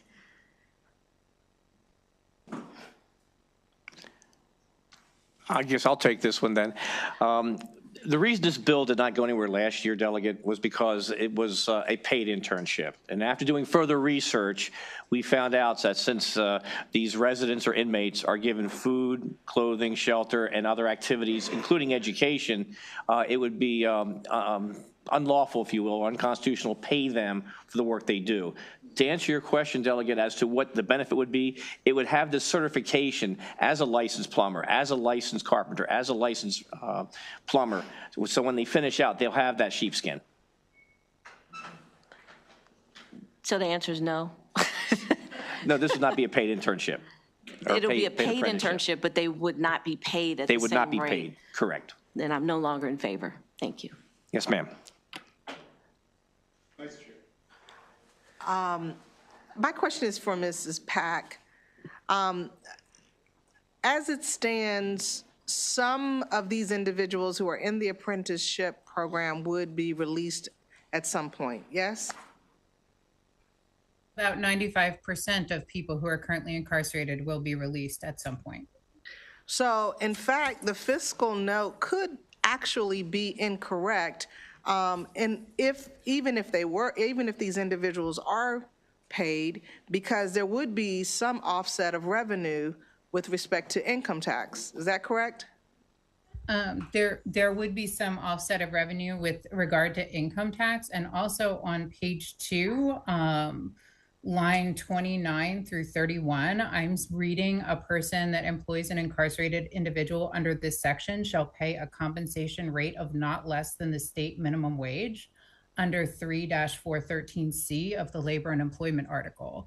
So my read on that is that they would be paid at least a minimum wage, which would be similar to Baltimore's current Behind the Walls program, which is being operated by MONSE with good success, where Parks and Recs is actually employing incarcerated individuals at BCCC, paying them $15 an hour, and they are being released with that funding. So that is my understanding of this legislation as it's written.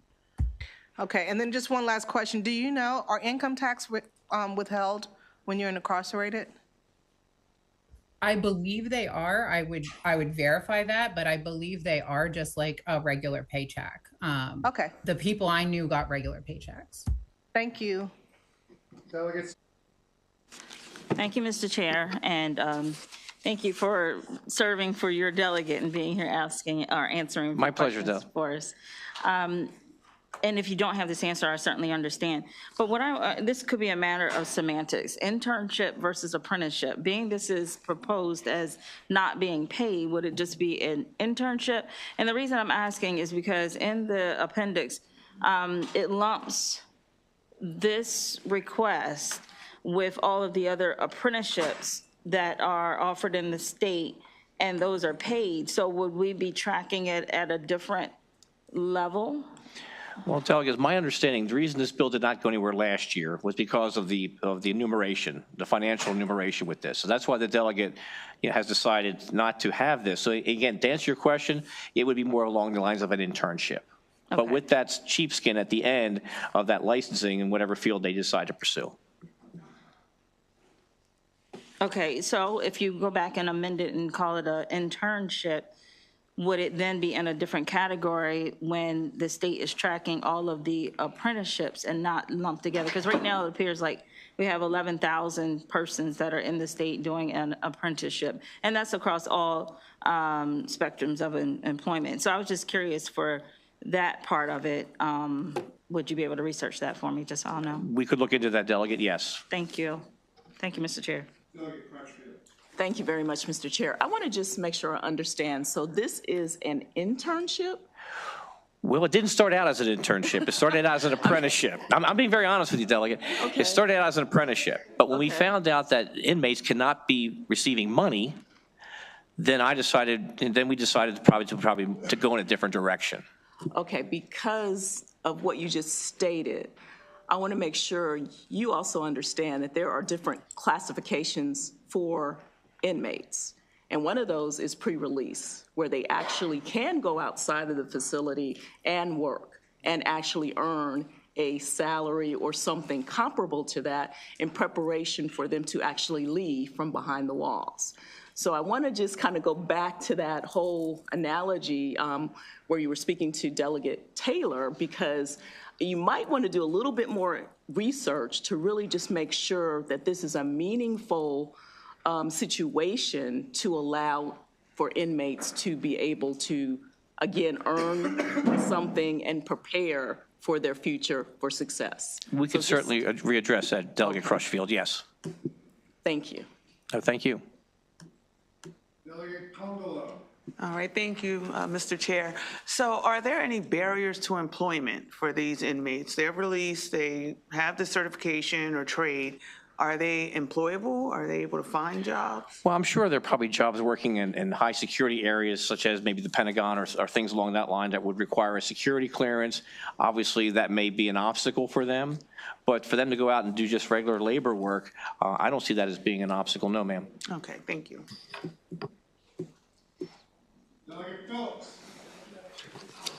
How are you, sir? Good afternoon. And I'm going to tell my good friend, the Reverend Delegate Rick, that you are representing him well. I appreciate that, sir. Thank you. But I have to ask you, there was a letter that was written by the Maryland Director of Baltimore, D.C. Building Trades, Ray Baker, and he refers to a program in California.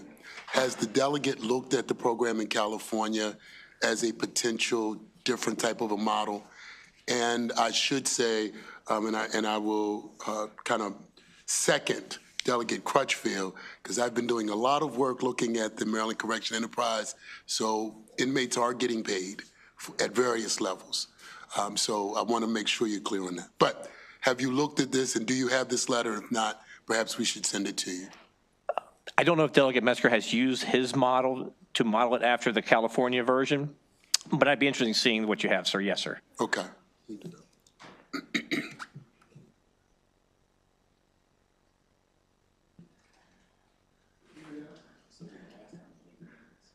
Sorry, got a few things going on here. Any other questions? Have we tortured this man enough? All right. You can, I'm just saying, it is a different question. It is clearly not. And we thank you very much and commend you to Delegate Metzger, who we hope feels better soon. That concludes the testimony for House Bill 289. Let's now do what? The jointly assigned bill? All right. Let's go to House Bill 198. Yes, there's a former member of this committee who wishes to speak with us. Yeah, I know. We all feel that way. We all feel that way. And now I think on his first jointly assigned bill, his first visit to another committee is Delegate Schindler back here. Yeah. Delegate Schindler. See, we're nice to some people. And then Delegate Young. So, go ahead. Do you have anybody else with you? It's you. It's just me. And Mr. Chair, can we clarify? I thought we were doing the one that's not jointly assigned. We are doing the one that's jointly assigned because we have a representative from Appropriations who's here. And apparently, it is the best we're going to be able to do today, and he's wonderful. Yes, yes. And it's his first time. Yes. So, if you have questions, let us know, and we'll get you to a microphone, okay? Go ahead. Thank you, Mr. Chair, Madam Vice Chair, members of the committee, Judiciary Committee, Delegate Young here on House Bill 198. Something you've heard already, so I won't stand before you long, but I will, for a brief moment, just talk about it for the benefit of the new members, the Crime Solver Rewards Fund. What this bill simply would do is this. Currently in Baltimore and in many places across the state, the reward that would be provided as a result of an individual stepping forward with information to solve various violent crimes, particularly in this case, we're talking about murders. Those rewards in Baltimore City, at least, are like $8,000. In Prince George's, it's a little bit higher, about $25,000. And in various places across the state, it depends. But it's really not standardized. But the goal of the bill is to raise that number to $50,000 for any murder that occurs in the state of Maryland. The point is simply we put our money where our mouth is to solve crime and to also make sure that those individuals who do step forward are compensated in a way that can be really supportive of their next steps. We have circumstances in my district where individuals live next door, down the street from folks who are perpetuating these crimes. We have a stop snitching culture. And then, so at the end of the day, we want to make sure that if somebody's going to step forward and help us bring justice, that we're giving them something to move forward with, however they may see fit. And that's the crux of the bill. That being said, it's also important to note that, you know, I'm sure you've seen on TV, Metro Crime Stoppers, 1-800-LOCKUP. And that is the mechanism by which we ask people to submit that information. Over the last 20 years, as of last year, the Metro Crime Stoppers folks have given out roughly $126,000 in 20 years. In 20 years. And so that, you know, it's like $6,000 a year. And so you can imagine, now previously, before Mayor Scott's administration, those rewards in Baltimore City were roughly $2,000. So you can imagine that might be 2 or 3 cases. But again, that isn't, it's clearly showing that the current level is not sufficient to be effective, even though we see these commercials every day. And so again, the matter is simply to try to elevate that for the benefit of those people who are stepping forward. And then from a fiscal standpoint, keeping in mind that we spend a ton of money, billions of dollars, in the state of Maryland for public safety, for policing. In Baltimore City alone, it's $555 million in the last fiscal year. And so even if we had 400 murders in Baltimore, as y'all know, we're going the right way in murders. But let's say we went the wrong way to 400 murders, and we solved each and every murder, 100% clearance rate. And we gave out $50,000, 400 murders, that would be a bill of $20 million for the city. And it would only get spent when we solve the crime. So that's the goal. And thank you, Mr. Chair, and to those who already know the bill for your indulgence. Questions? Delegate Simmons. Thank you. Just trying to get some clarity on the where's the money coming from to pay for this? Is this local or is it statewide? What's the fiscal note look like? The bill is drafted, it's statewide, and we would, you know, allocate it from the general fund, frankly. So, for example, I live in the northern part of Anne Arundel County. I border on southern Baltimore City.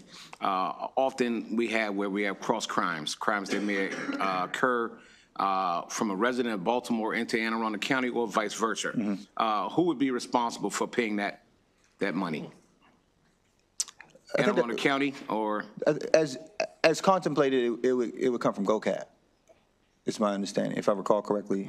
I don't have the bill in front of me because my phone died, but that's where it would come from. But if it were a matter of local jurisdiction, it would be a matter of where the crime occurred. Right. So, like, for example, if it's proven that the person who committed the crime in Anne Arundel County came from Baltimore County and the murder was solved based on those tips, would Baltimore County pick up that bill because the Baltimore County or Baltimore City resident, or would it be up to Anne Arundel County as a prosecutor in the case to allot that money to the citizen? It would be allotted based on the location of the crime. Thank you. Delegate Taylor. Thank you, Mr. Chair. It's good to see you. Always a pleasure. Love this. If I were to receive $50,000, would that be considered income for me for that year? Oh, good question. Would I have to pay taxes on it? The answer is likely yes. And then if I was currently a Medicaid recipient, might I lose my benefits and also my Section 8 voucher? I just wonder if we could broaden this to prevent those things from happening. Mm-hmm. I don't know if we really can statutorily, but maybe take a look at, you know, folks might be nervous about losing their current benefits if they were to get even the $15,000 or $20,000? I imagine there's got to be an answer to that. I just hadn't had confronted that question, so I'm happy to look at it. I imagine they have to be dealing with that already with the current situation. So Exactly. we can definitely look into it. I appreciate the question. Thank you.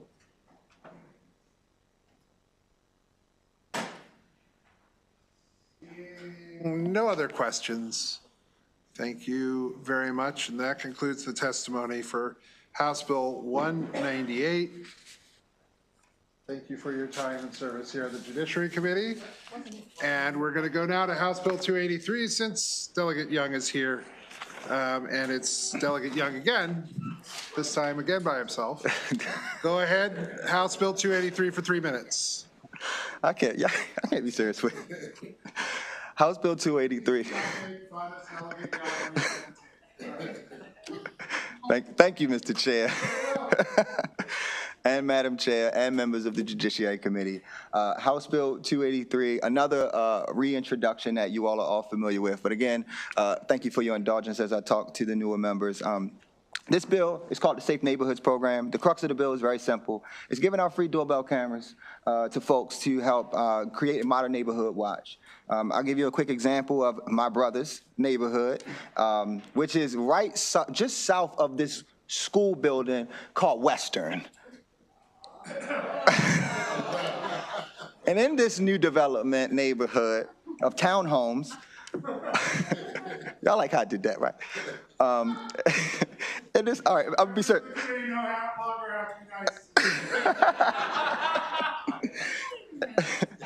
In this new development of townhomes, everybody was given the opportunity to get a doorbell camera when purchasing their home.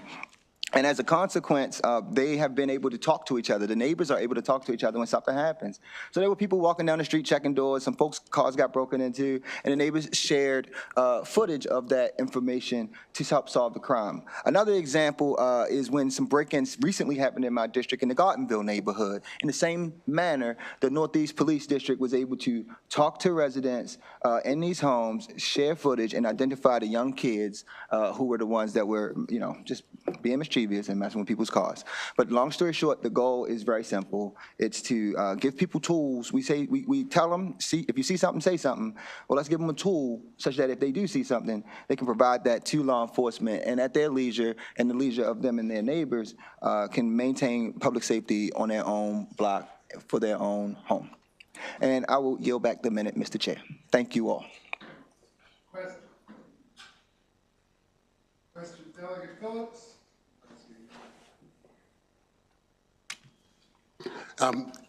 You brought this bill last year, and I like the bill. And I was trying to think of an analogy. When it comes to public safety, let's use fire as an example. In Baltimore City today, I think in Baltimore County, if you have a need for a fire alarm, the city brings you a fire alarm. Sure. And we'll install it for you. Mm-hmm. So there is precedent to doing things of this nature for public safety purposes. Is that correct? Yes, sir. All right, I just wanted to put it. And can I just add, whipping some indulgence, Mr. Chair? I wanted to also, if you all see the city administration, I'm really trying to get them to go in on this bill. There's clearly a fiscal note. I should have said this during testimony, so thank you for your indulgence, Mr. Chair. But I want them to split the bill, half from the state, half from the city. It might not be, we're looking at a pilot program, maybe not as large as what the bill calls for, which I believe is $5 million. Might be a tenth of that. But again, the goal is to get something started. And we also have seen in our district, in the Chum neighborhood, there is something that we can leverage right now under state law and in appropriations that you can, where specific neighborhoods can get up to $100,000 to do essentially something very similar. And that Senator McCray did something like that this year. The goal here, though, is to do it in a much larger scale. So I just want to get that on the record. Thank you, Mr. Chair, for your indulgence. So, thank you, Mr. Chair. So I'm not from Baltimore City. And so the reference to Western High School, how does that relate to city and to Poly? Dang. I don't want to, I'm trying to get my bills out of this committee. Oh, okay. All right. Never mind. I'll retract my question. I did enough already. Oh dear. Delegate Conaway. Thank you, Mr. Chairman. Thank you, Delegate, for coming in to present your bill. Could you make it a little more clear about the $100,000 programs that you're talking about? Yeah, so former Governor Hogan had passed or did some allocation to do something similar for lighting, for doorbell cameras, and some other aesthetic things that should have a positive impact on public safety. I was not familiar with this program. You know, we got 1,000 state programs. So when I saw that Senator McCray, we talked about it, and he found this. The challenge is that each neighborhood's got to do it. And so he was able to work with the Chum neighborhood to be able to do a small program. They did about 200 homes, 250 homes, I believe. And it took $100,000 to do it. Where'd the money come from? That program that I just referenced, it's already appropriated. Were the cameras connected to Wi-Fi? Yes. Were the cameras connected to a central Wi-Fi? My understanding is no. Could the footage be subpoenaed by law enforcement? Yes. So a person would have to agree that they would have, that they know that they would have to provide this footage if they were requested by law enforcement? Under this bill, the answer is no. You would have your First Amendment, your Fifth Amendment right, correct me if I'm wrong, Mr. Chair, against self-incrimination. Well, the chair is not going to correct you on this one. You had to correct yourself. So you Yeah, can get yes, back sir. to us with the information. Yes, sir, I'll tighten that up. But that being said, the thought is not that you would have to give up the footage. It's, again, giving people the tools to be able to help have a positive impact. I don't know that that's accurate, so. No, but let's be clear about what your question was versus what I'm answering. Your question was about a subpoena, first and foremost. Yes. In a subpoena circumstance, you gotta give it up. So that's separate and apart from an agreement to take the camera and thus be mandated by virtue of that agreement to provide the footage. I'm making sure my goal would not be that you would have to agree to give the footage by mere virtue of getting the camera, but rather that any law enforcement would have to do what you just talked about and get a subpoena if they wanted it. You have to get a judge to say yes. Okay, thank you. Further questions? All right, seeing none, thank you all very much. Thank you very much. Thank you all, That as concludes always. the testimony on House Bill 283. We'll go now, and just to be clear for the people who are in the audience, the way we're going to go the rest of the way, there are 4 bills from people within the committee. One bill is Delegate Fair's bill. We are still waiting for him to emerge from Ways and Means. So we're going to go through these last 4 now, including House Bill 281. Just as a heads up, a couple of these bills have not a small number of witnesses, so we're trying to be, we'll do the best we can here to move some of these along, but I'm just giving people an opportunity to kind of understand what we're going to deal with here with numbers at least. You've got 4, okay, that's fine. And we'll go from there. Delegate Embry, please. Thank you, Chair, and thank you, Vice Chair, and all my wonderful committee members. This is a bill that you did hear last year. We didn't vote on it, but I hope we will this year. So what this does currently under Maryland law in felony cases, if the crime charge is a felony, if either party learns that a witness or victim is not present, who is subpoenaed, properly subpoenaed, is not present because the other party threatened or through some wrongdoing caused them not to be there, like called and said, if you come to court, I'll kill you.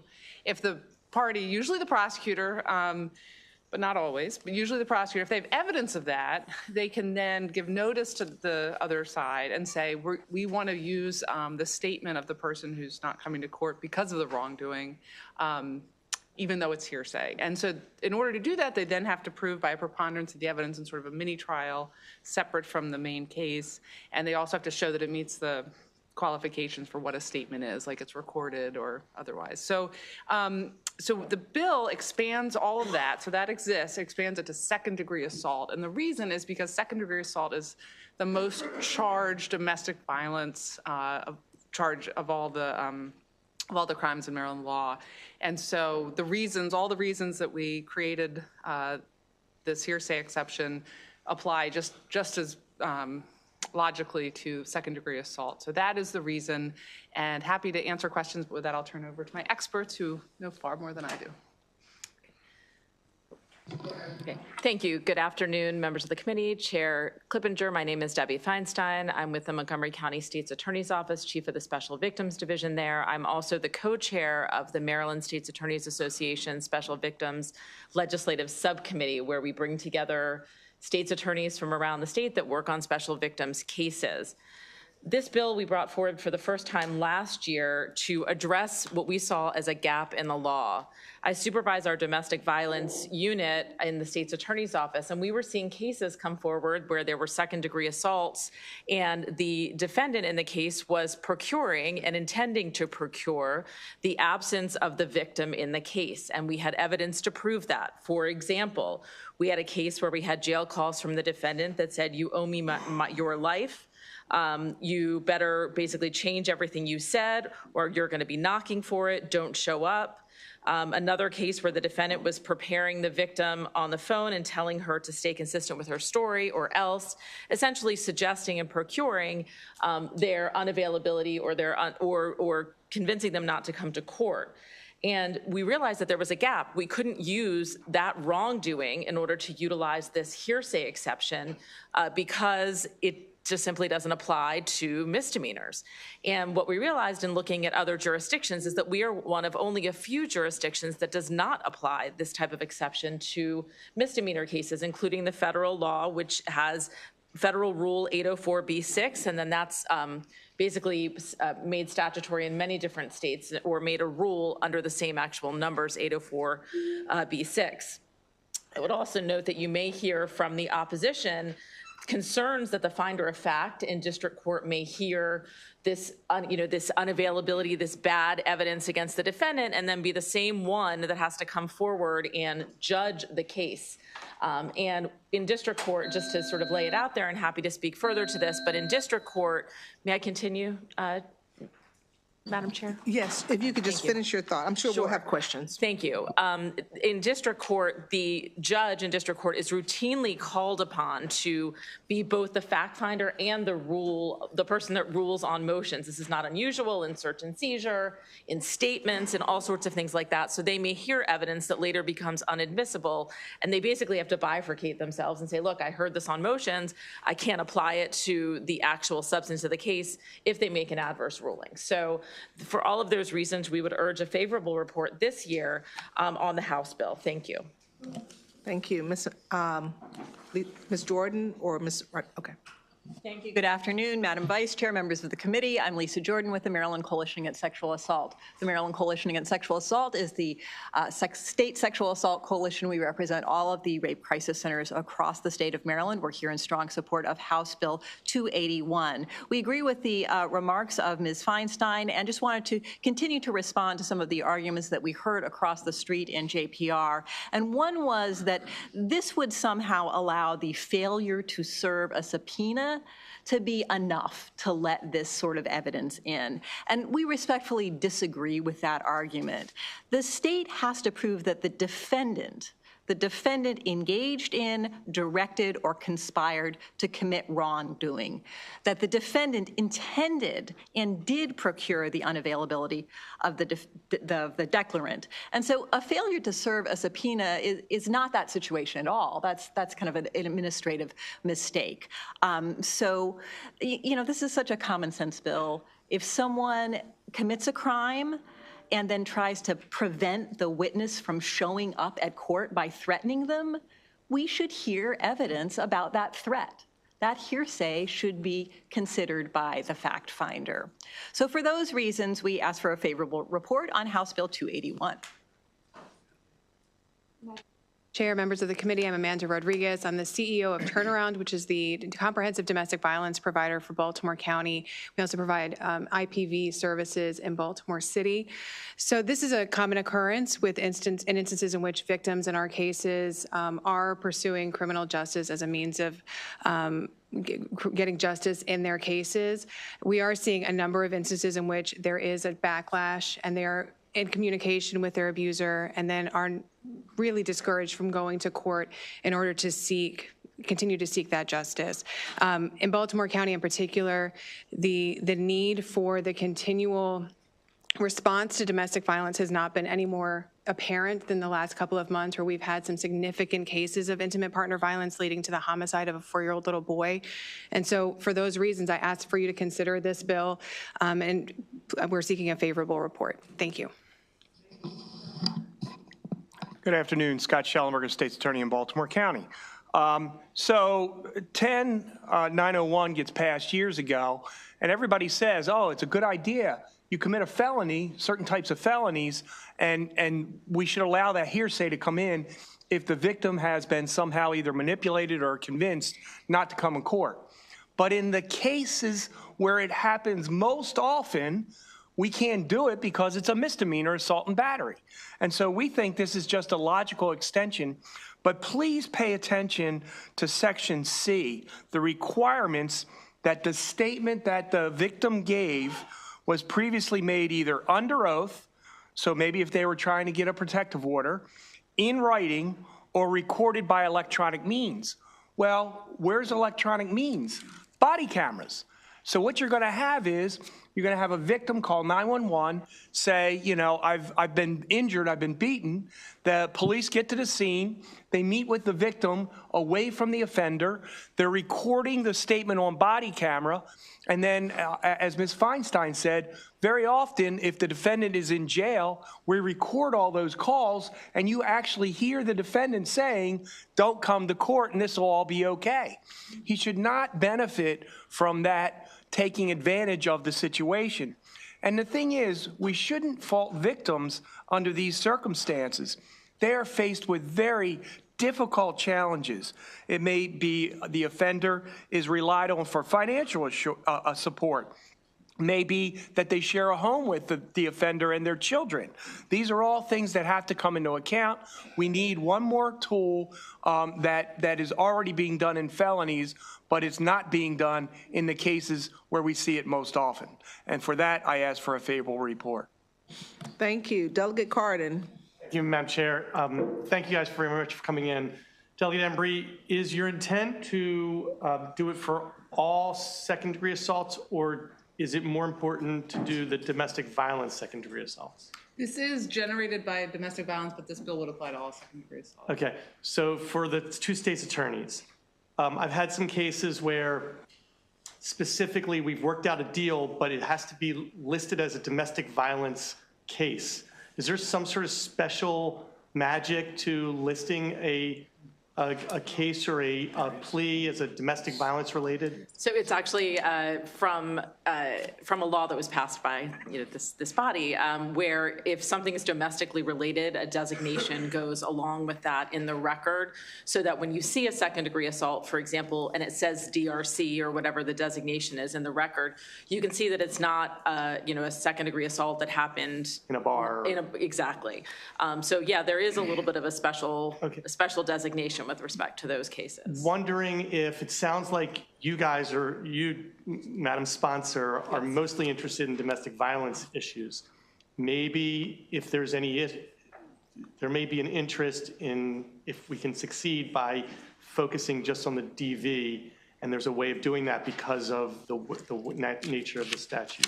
So I think we're open, but the challenge is that's really about data collection after the fact, whereas this would apply at the point of charging and trial. So I mean, I think we can talk about, but I'm not sure mechanically that would work. Okay.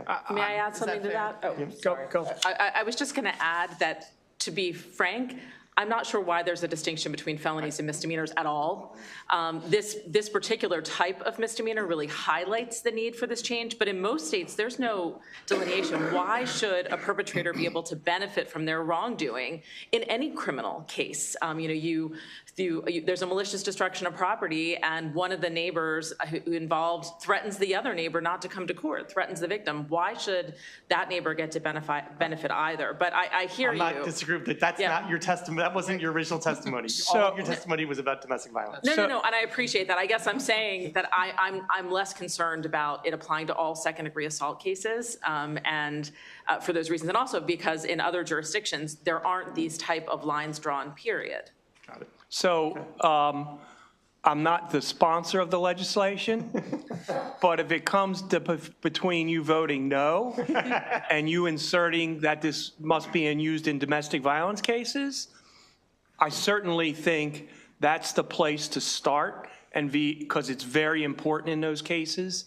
And particularly when you think about the level of manipulation and the ability to do that. Look, if you and I get in a fight in a bar, you know, we may not, well, that could probably happen, actually. It has happened, I think. We may not have, you know, a relationship where one of us can manipulate the other one, but DV cases, it's a very big difference. So if you have to say yes to do it, I would say yes, but I'll leave that up to the sponsor. Fair enough. I'm just trying to figure out what the. Thank you. And we could prove to the judge that it's domestic related. You know, we could prove, you know, that these two people live with each other. And that could be proved independently without, you know, having to do it at the moment that the incident happened. Great. Delegate Grammer and then Delegate Conaway. Thank you, Madam Chair. Isn't the difference between misdemeanor and felony quite arbitrary indeed? Ms. Rodriguez, the case you referred to is the case in Rosedale, right? Correct. If not in District 6, it's darn close. Can you explain to the committee why this change would be relevant in regard to that unfortunate murder in Rosedale? Yeah, absolutely. So in this case, there was an abusive incident that occurred. Law enforcement was called. Law enforcement then left because the victim did not want to pursue charges at that time based on prior threats from the abuser. And ultimately, the mother, the 1-year-old baby, and a 4-year-old little boy were all shot in the home. The 4-year-old passed away. The mother and the 1-year-old survived the gunshot wounds that they had. Sorry, I still get emotional when I talk about it. It's okay.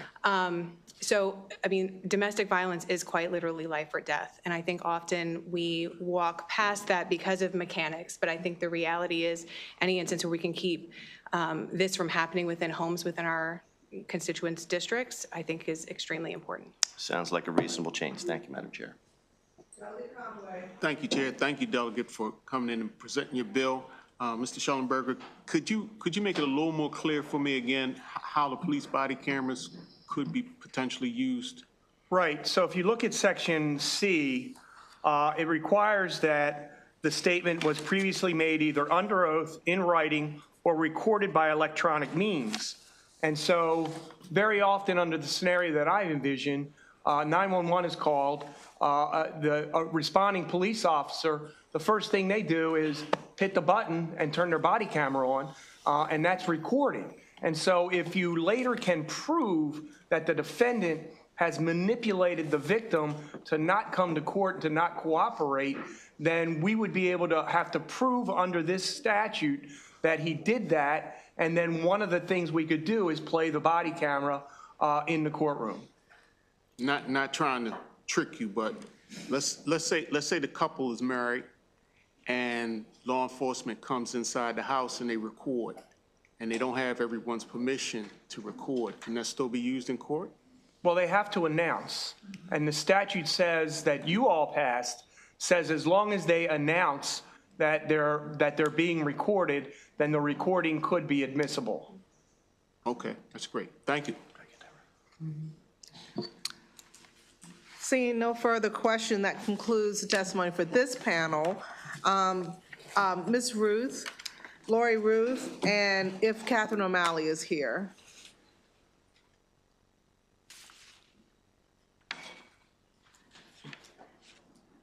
Okay, I don't see Ms. O'Malley, but Ms. Ruth, if you could start, that'll be fine.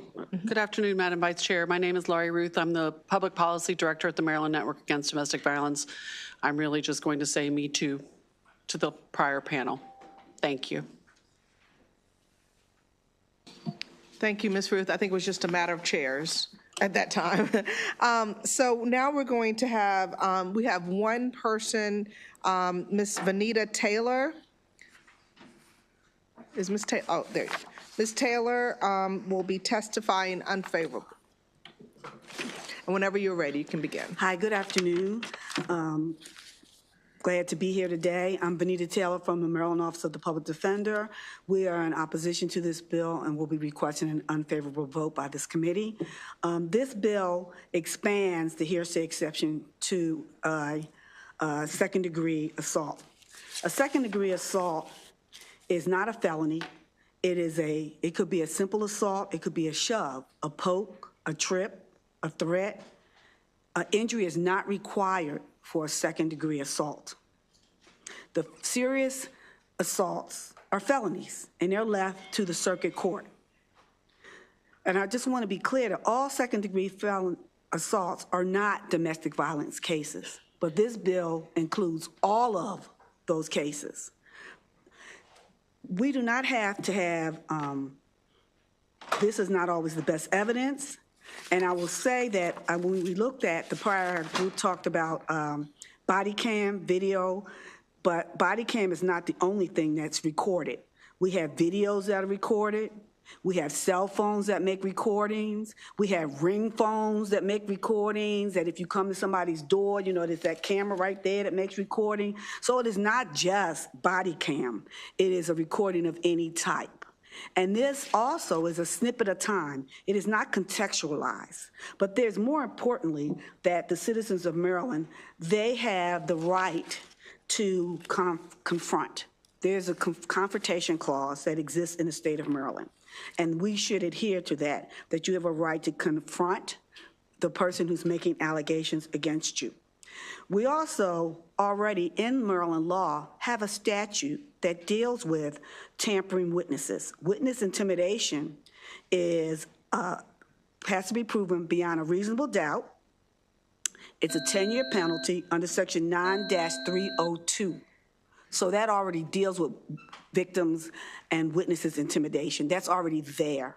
We do not believe that we should basically confine district court with circuit court. Circuit court are felonies. District court are misdemeanors for a reason. We request that there be an unfavorable report, that people who are in district court should have the right to confront their accusers.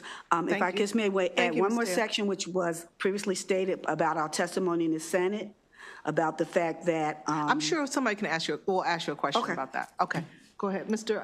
Delegate Conaway. Thank you, Chair. Thank you very much for coming in to testify.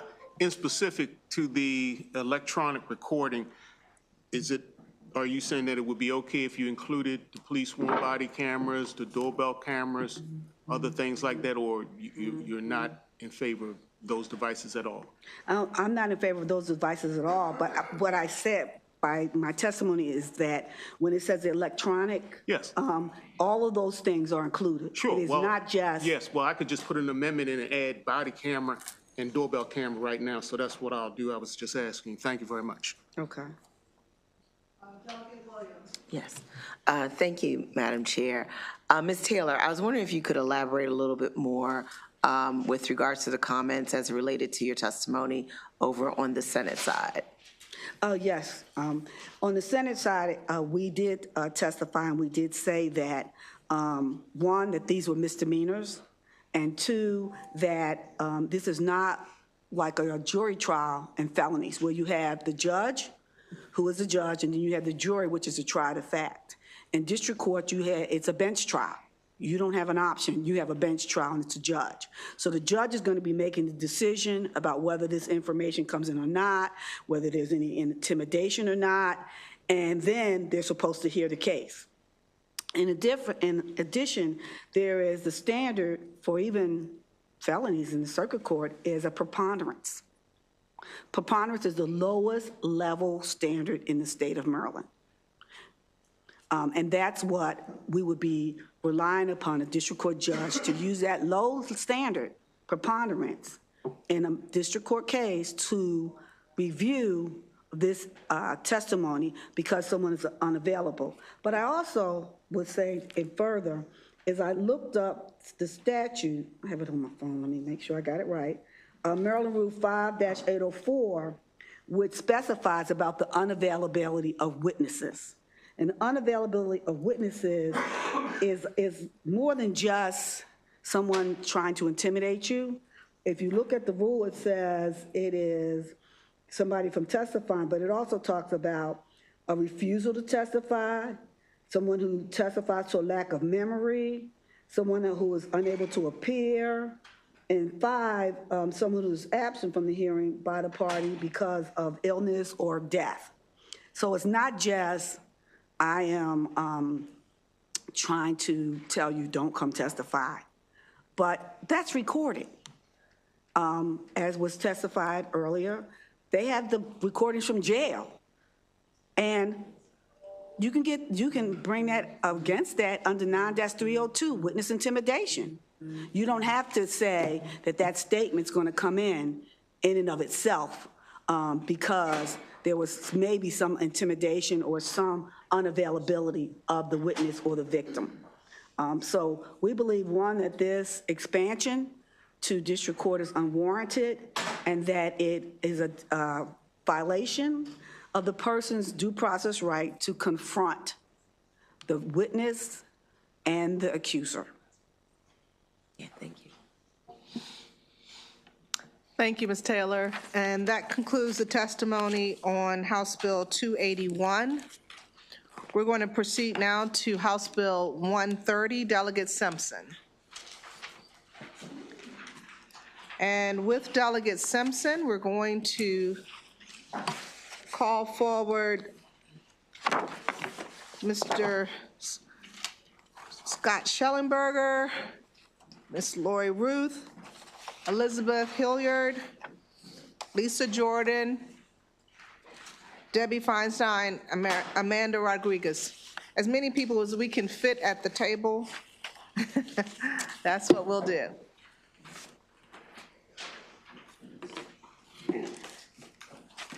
And everyone I just called is favorable. It looks like I don't have any unfavorable. All right. Delegate Simpson, whenever you're ready. Okay, I think we're going to be quick because this is something that this committee, thank you very much, has heard. What is this? This is our 4th year that we are bringing this. It is a one-word bill. It is, I hate to say simple because I think that's what ruined it in the past. I want to be clear, we are still going to have a 2-party consent if this passes. This does not change this. This just changes the law to say that it is a misdemeanor instead of a felony. Why is this important? And since that I took this bill on, it has become even more and more important. I hear from more and more young women who have informed me that they have either been, they come forward, they record something that has happened to them, whether it's an assault, and they go to the police, they go to, to the state's attorney, and they are informed that they actually, or more likely, I've heard from several from college campuses who've gone either to their college police and been informed that they have committed a felony and been threatened as such. Individuals who have also shared that they have actually then been threatened to be charged with this by the individual that they are, that has hurt them. So it is so important to make sure that I understand, how important it is to have a 2-party consent. It is also extremely important that we recognize that we all have cell phones and things like that, especially, and being able to protect ourselves, being able to actually record these things and not, are we really saying this is equivalent to murder or rape when somebody is recording a crime that has been committed against them? So I urge a favorable report. Thank you. Ms. Ruth, I saw you look up and smile at me, so you're next. I'll never do it again. Good afternoon, Madam Vice Chair, members of the committee. My name is Lori Ruth. I'm the Public Policy Director at the Maryland Network Against Domestic Violence, here in support of House Bill 130.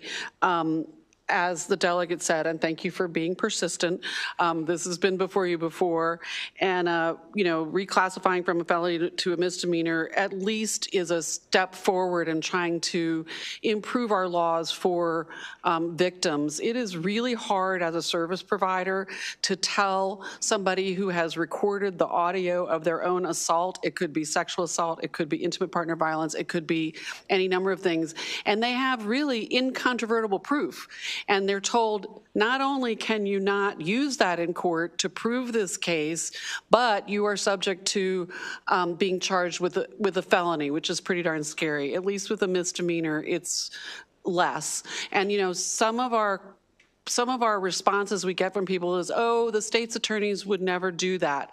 And I don't know if the gentleman is here today from last week in the Senate who had a family member who had 4 convictions of felonies for really not doing anything wrong.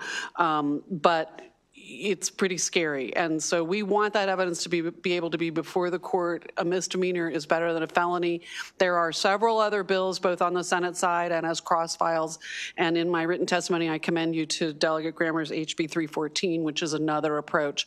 I just want everybody to get together and decide what the policy of the state should be. I don't think I'm as protective of two-party consent as some other people are, but I get it. I don't want to live in a state where people can record and do everything to me. Somebody pointed out to me that my cell phone now has a button on a phone call. I can just push a button and record the phone call. You know, Apple has made it that simple. So we support this bill as well as a number of the other ones that you're going to hear about. Thank you.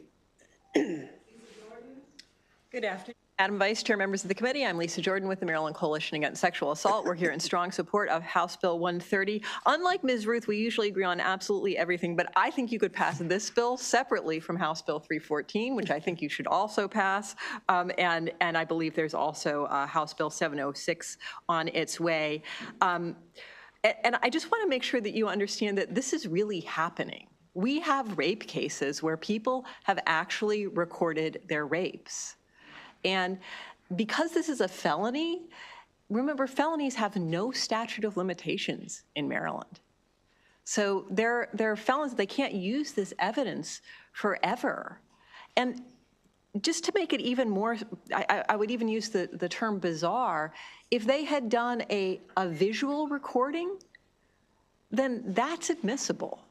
That's like a photograph. It's just the audio that Maryland's law is addressing. So there are lots of different parts to this problem, but this bill solves a really good piece of it by saying these should not be felonies. You should not have criminal exposure for the rest of your life.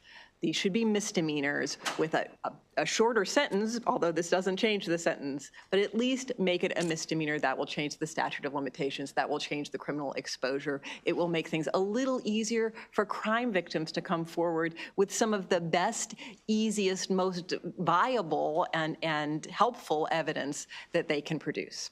For those reasons, we ask for a favorable report again on House Bill 130. Thank you. Good afternoon again. Debbie Feinstein with the Montgomery County State's Attorney's Office and the Maryland State's Attorney's Office. We are testifying today in support of House Bill 130. I want to concur with what my colleague said and what Delegate Simpson said, obviously, with respect to this bill.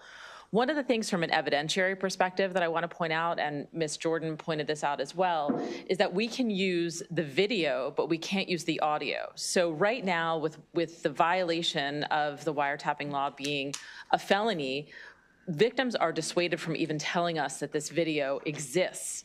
So while we may be able to strip the audio off and use the video under the current law, we may not know it exists at all because they're facing a felony if they even reveal to the state's attorney's office that they have this type of evidence. I will tell you that I've never personally prosecuted a case involving a witness, particularly a victim of rape or a serious assault, whether it's domestic violence, sexual assault, et cetera, really any kind of crime.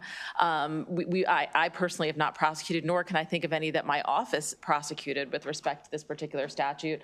But really what this change does, in addition to some of the other proposed changes, is make it such that the victim isn't afraid to bring this evidence forward. Let us strip the audio off of it. If there's video of a crime like this, we want to be able to see it. We want to be able to know it, not only for the victim, but also to fully assess the case and see what's there. This could exonerate people who are wrongfully accused. So we want to make sure that the best evidence comes forward, and this is definitely a step in the right direction. We would urge this committee's support of House Bill 130. Thank you. Madam Vice Chair, members of the committee, Amanda Rodriguez. I'm the CEO of Turnaround Rape Crisis Domestic Violence Center in Baltimore County and City, and also the chair of the Legislative Committee of the Maryland Human Trafficking Task Force. So I just want to frame a couple of stories of real-life cases that we're experiencing at Turnaround. One is we have a case that happened in the morning, early morning of last fall. There was a child who was awakened at the sound of a beating happening in the next room. He could hear screaming and what sounded like slapping noises. He heard that sound often, and so he immediately wanted to protect his mom and did not know how. So he went and grabbed her cell phone from her purse and started to record the sounds of the threats the father was making against the mother in the room. When the mother decided to press charges and seek a protective order, that evidence was both inadmissible and then also the child potentially could have been charged with illegal wiretapping. Another client had a security system installed in her home that recorded both audio and video recording because she was unsafe based on an abusive incident that had happened prior. It recorded, she had an active protective order against her abuser at the time. When he called her in violation of the protective order, she hit the speaker button. It was recorded on, the audio was recorded on the security system. When she decided to try to seek charges as a result of that, the evidence was inadmissible and she potentially could have been charged with illegal wiretapping. There was a trafficking survivor who was working in a local hotel. She got a they have sixth sense because they work in such dangerous environment, that something was wrong. She hit the record button as a buyer came in. She was raped. They captured the audio recording of what happened. That evidence was both inadmissible and potentially she could have been charged with illegal wiretap. For those reasons and about the dozen other cases in my office that we have that this is a significant issue, we request a favorable report. Questions? Delegate Conaway. Thank you, Mr. Chairman. Thank you, delegate and panel, for coming in to testify. Do you know if the police that use the body cameras, are they allowed to record audio? Yes. Yeah, yes, Delegate Conaway. Are they allowed to record video? Yes, they are. It's specifically statutorily delineated. And so the audio and video are admissible in court? Yes, that's correct. Thank you very much.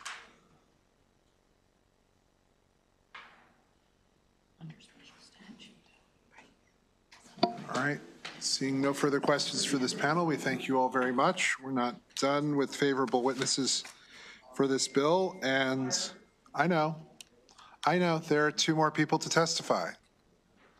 Elizabeth Hilliard and Scott Schellenberger. Yes. The vice chair apparently left this for me as a present when I left to come back in the room to come back to see this. And, okay, she gets me. All right. I thought you said you were done with favorables. Scott Schellenberger, State's Attorney for Baltimore County, and I'm here testifying in favor. So for the last 15 years, I have been coming down here telling every legislator every year that this is the most out-of-date statute known to man. In this statute, not this particular section, but another section, they use the word switchboard. Switchboard. And that's still the law in the state of Maryland. So in this reality nowadays, if Delegate Moon and I got into an argument and started fighting, what do you think the first thing Delegate Cardin would do? He would pull out his phone. They can still record. He would pull out his phone, he would record Delegate Moon and I fighting, and guess what? Under Maryland law in this day and age, he has now committed a felony. 15 years I've been doing this. 35 years ago was my first incident of this. I was the head of the child abuse unit. I had a child abuse where someone in the home was sexually assaulting a young child. The child had a play-in plug, and she put it underneath the bed, and she hit record, and you could hear the squeaks of that bed and her saying, no, no, no. And I had to say, we can't use it. We have got to get into this century, let alone 2024. I realize I'm not going to get this revoked and taken away, but at least make it a misdemeanor so that when Delegate Cardin pulls that phone out, he'll be convicted of a misdemeanor and not a felony. And if you were in Baltimore County and that happened, I wouldn't prosecute it. Thank you very much.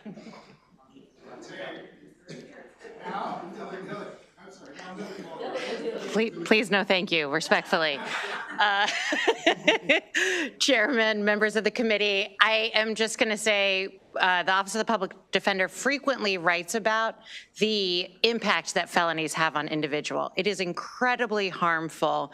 And so you've heard many, many reasons to support this bill, but really just looking to the harm that a felony conviction has on an individual, you know, again, you're very rarely going to see State's Attorney Schellenberger and I advocating for the same thing. And it's because I think we both agree, at least in this instance, the harm of the felony just so drastically outweighs the benefit. And so, you know, I know last year, I think I included in my testimony, it's a simple one-word change, right? It seems like we can come together and agree to do it. So we urge your favorable report, and I'm happy to answer any questions. Thank you. Look, this should be enough, right? All right.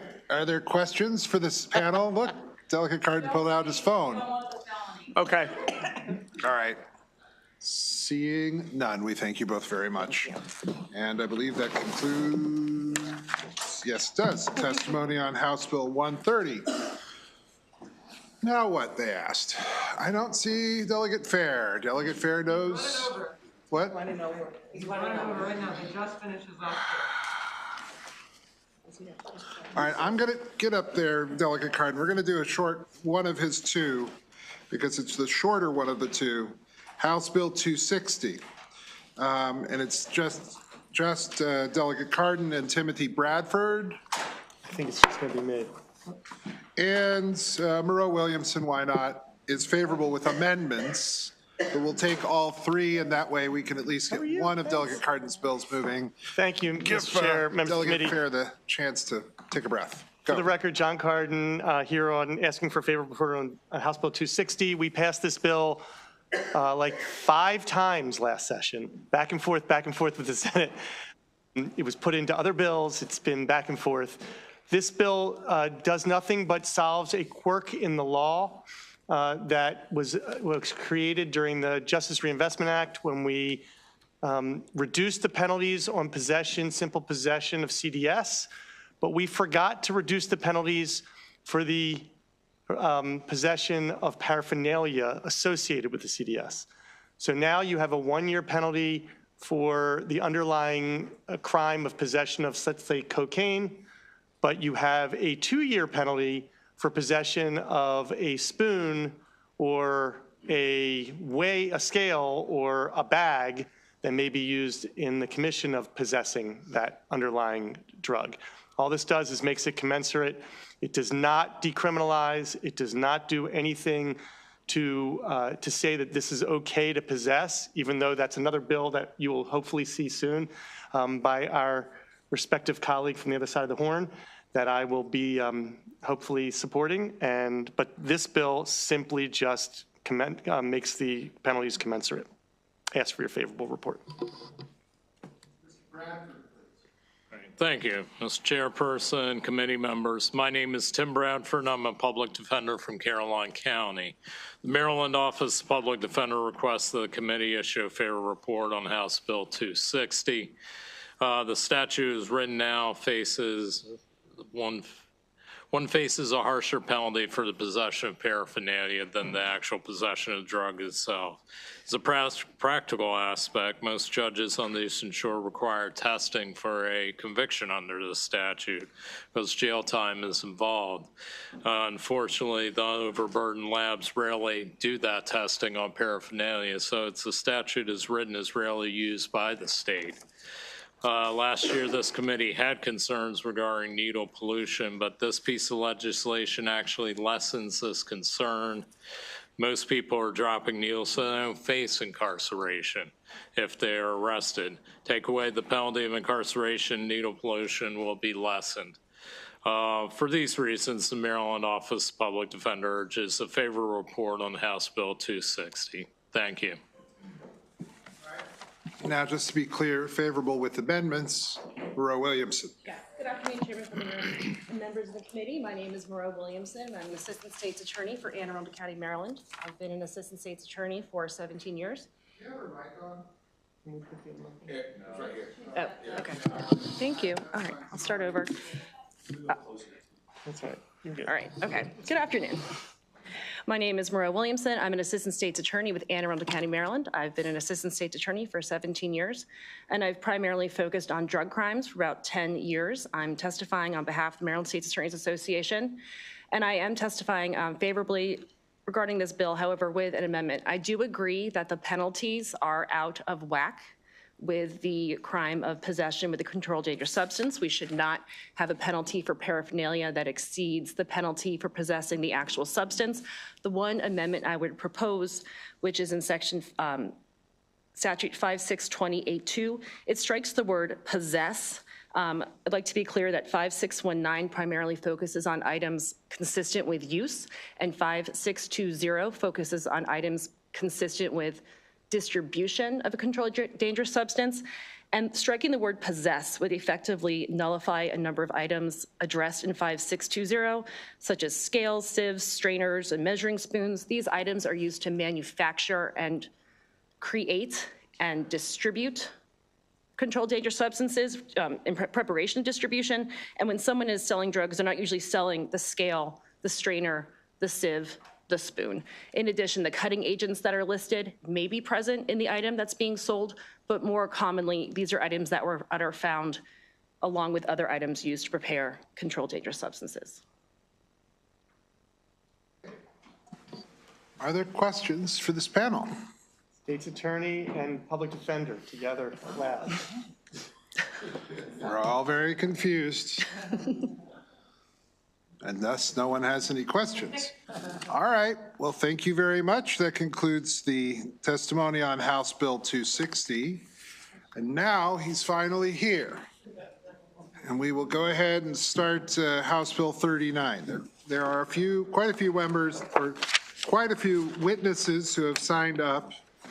And I'm happy to take whoever you'd like on your first panel, but could you tell me who you'd like on your first panel? We also have Mickey DeHeer, who's on virtually, yes? So we'll ask Mickey DeHeer to come up virtually on the screen. Who else would you like on your first panel? These were the two that I had planned, so anybody else is welcome to join. All right, well, we'll start with these and go from there. So go right ahead.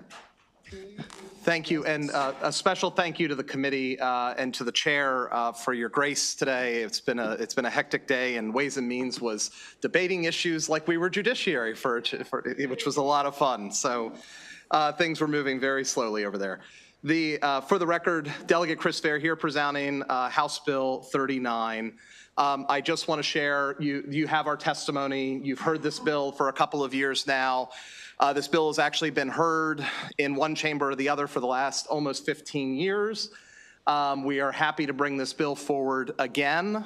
We got it through the House the last 2 years, and we're looking to move it through the Senate this year.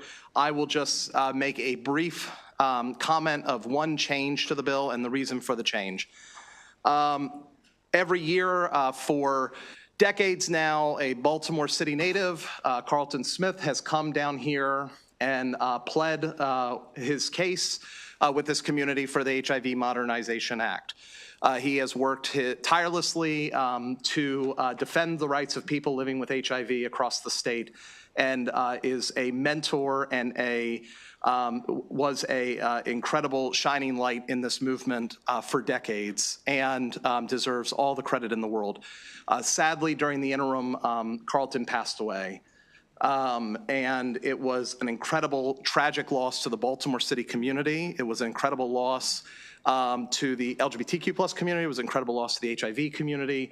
And you can go just about anywhere to read all of the incredible things that Carlton was able to do in his lifetime to support this effort. In honor of him and the fact that he came down here year after year after year, we felt it only appropriate to amend this bill and name this bill after him, so it will be officially the Carlton R. Smith Act. With that being said, you have our testimony on this bill about why we think it is so important. I think I have expressed this enough to all of you, so I'm not going to belabor the point. I'm going to turn it over to the advocates here that can share with you some of those reasons, and I ask all of you on this committee to please issue a favorable report. Thank you, Mr. Chair.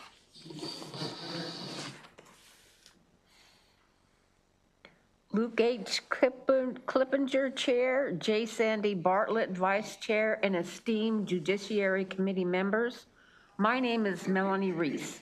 I am a member of the Maryland Coalition to Decriminalize HIV, and I am here in support of House Bill 39, Public Health Prohibition on Transfer of Human Immunodeficiency Virus repeal.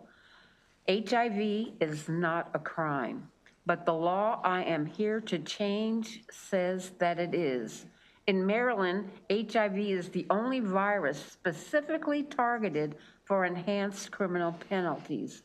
Section 18601.1 of the health article criminalizes people based on their knowledge of their own status.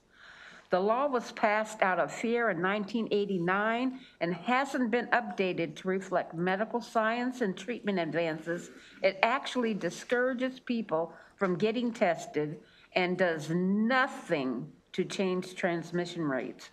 When you consider the data, 18601.1 is used disproportionately to target Black, Indigenous, and other persons of color in Maryland. HIV criminalization is not justice. It is stigmatization. I became HIV positive during a date rape. However, I would not even think of prosecuting my attacker for giving me HIV because it would not change my status back. It would not make me HIV negative, but only put another HIV positive Black individual at risk for incarceration, doing further harm to individuals and communities that are already over-policed, over-prosecuted, and criminalized. As a sexual assault survivor, I know that a disease-specific law puts women at risk for domestic and intimate partner violence. Even in situations like these, I have empathy. Navigating HIV is often difficult because of stigma and managing the disease itself. Criminal laws such as this one contribute to that stigma and prevent people from wanting to know their own status. An individual should never be prosecuted for being HIV positive. HIV criminalization is particularly harmful to Black, Indigenous, and LGBTQ communities who face higher rates of diagnoses. More particularly with treatment as prevention and U equals U, undetectable equals untransmittable, HIV cannot be transmitted. I didn't immediately accept my status, but being HIV positive was the best thing that happened to me because I learned how to love myself and that I was enough. Thank you very much. If you could begin to wrap up, please, so that we can continue to move on. Okay. Anyway, it's the best thing that happened to me, and it has helped me to love myself. I know I'm enough, and I help other women understand that too. Thank you. Alrighty. Good afternoon, Chair Clippinger, Vice Chair Bartlett, and esteemed members of the Judiciary Committee. For the record, my name is Ronnie Taylor, and I serve as the Community Advocacy Manager at Free State Justice. I am here today in strong support of House Bill 39, which seeks to repeal Maryland's outdated prohibition on the transfer of HIV. This is personal. Today, I want to honor Carlton R. Smith, Jr., a trailblazing advocate whose life and legacy reminded us why this work matters. Carlton, lovingly known as the Duchess of Baltimore City, contracted HIV in 1986, at the time when the world called it GRID, gay-related immune deficiency. The stigma was crushing, but the fear was apparent. Yet Carlton refused to back down. He turned his story into action, co-founding Black Equity Baltimore and dedicating nearly 40 years for fighting Black, LGBTQ+, and HIV-affected communities in Maryland. From launching Baltimore Black Pride to building the Black Pride movement, Carlton made it his mission to create space where our community could thrive with dignity and joy. When Carlton passed away in May of 2024, HIV decriminalization was one of the last efforts and battles he fought. He sat in this very committee room, y'all, urging legislators to act. House Bill 39 isn't just a policy change. It's a chance to continue his fight, to break down barriers to testing and treatment, as we're seeing in counties and municipalities, there's a barrier, and to allow our laws with real science, and to reduce the stigma that holds so many of us back. So let us honor Carlton's legacy and ensure that his work was not in vain. I respectfully ask this committee to issue a favorable report on House Bill 39. Together, we can turn the page on injustice and write a future where every Marylander is treated with equity and humanity. Mickey DeHere, please. Chair Clippinger, Vice Chair Bartlett, and members of the House Judiciary Committee. My name is Mickey Deere, pronouns he, him, and I'm the chair of the Health and Wellness Committee of the Maryland Commission on LGBTQI+ Affairs and an HIV-certified medical provider. I'm honored to testify today in strong support of House Bill 0039, the Carlton R. Smith Act. Reforming outdated HIV criminalization laws is vital to advancing public health, promoting equity, and addressing structural barriers to HIV prevention and care, as noted by Centers of Disease Control, which is also called CDC as well. Despite more than 40 years of research and significant biomedical advancements, many of these laws are rooted in misinformation and perpetuate stigma. They were enacted during a time when HIV was very poorly understood and failed to reflect today's scientific medical evidence. We now know that individuals on effective antiretroviral therapy can achieve viral suppression, rendering the virus absolutely untransmittable. As some of us have mentioned, it's also called undetectable equals untransmittable. Moreover, tools like PrEP have revolutionized prevention, yet these laws assume HIV transmission is inevitable and punish individuals based on fear rather than facts. Maryland already has general criminal laws addressing intentional disease transmission. HIV-specific laws are unnecessary, harmful, and perpetuate stigma. They discourage testing, increase discrimination, and disproportionately impact marginalized communities, including LGBTQI+ individuals, people of color, and those with limited healthcare access. Passing this bill will align Maryland's legal framework with scientific advances, promoting public health, affirming human rights, and leaving no one behind. By decriminalizing HIV, we can foster supportive healthcare environments, encourage testing and treatment, and reduce disparities in care. When a law causes harm instead of protecting public health, it must be reformed. For these reasons, the Maryland Commission on LGBTQI+ Affairs urges a favorable report on House Bill 0039. Thank you for your time and commitment to justice and equity. All right, questions from the committee. Delegate Grammer, we'll go around the bend. Thanks for bringing the bill, Delegate. Can you tell us what happened in the Senate last year with this bill? As soon as that, there we go. Yes, thank you. Thank you for the question. The last 2 years, the Judicial Proceedings Committee has reviewed this bill. They've chosen to take no action on it in the last 2 years. I will say that the cross-file this year is Senator Smith, who is the chair of JPR. He's planning on carrying this bill forward himself. Thank you. Thank you. Delegate Kaufman. Yes, Delegate Fair, has there been some sort of kumbaya moment between you and MCASA, because in the past they've had some issues with this bill, and I see they're favorable this year?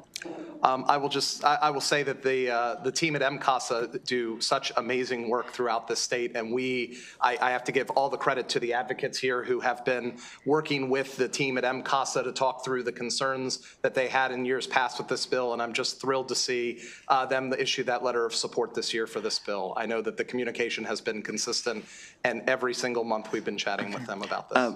One more, Mr. Chair. Yes, I like MCASA too, but I guess I should have been more direct. Are there any changes to the bill this year? Or is it the exact same bill that we have voted on many times? It is Just the exact name same change? bill, just with the name change. Okay, thank you. Thank you for asking. Thank you, Mr. Chair, and thank you, Delegate Fair, for being here again, unfortunately. I shouldn't say unfortunately, but hopefully this, I don't know why we're still here. The one thing I wanted to bring up, and if you haven't seen it yet, I'm sure someone will be happy to get to you. There was a letter from the chiefs and sheriffs saying they were favorable with amendments. They're proposing an amendment which I don't even think is necessary, to be honest with you, but I don't know if you have any comment to that. Yeah, I thank you for bringing that up, and I appreciate that. We did get the letter. Thank you to the committee for making us aware that there was this letter for favorable with amendment.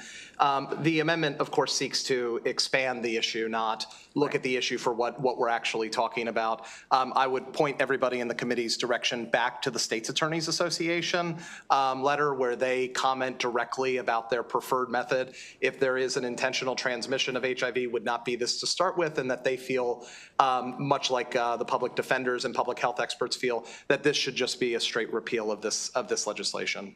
And I would encourage the committee to go in that direction. Thank you. Thank you so much, Delegate. Thank you, Chair. And thank you, Delegate, for bringing this bill forward. You look good in blue. Oh.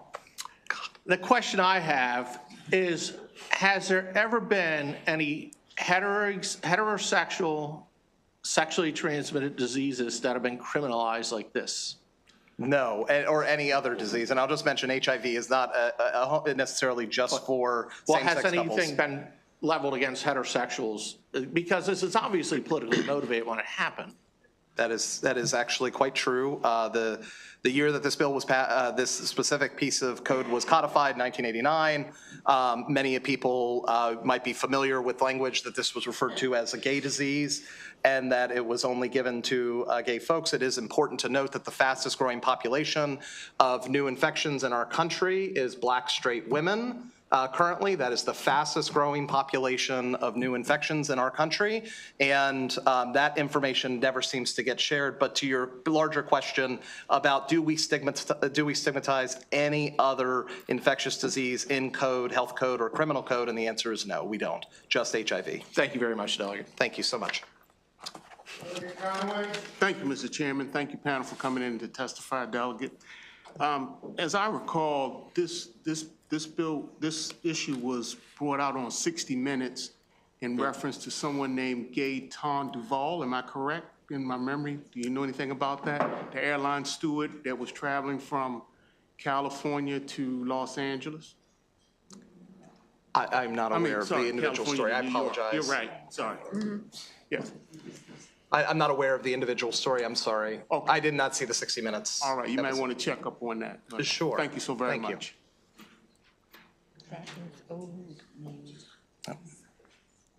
Seeing no other questions, thank you to this panel. Take the next panel now, Lisa Jordan, Charlotte Hoffman, Debbie Feinstein, Lee Blinder.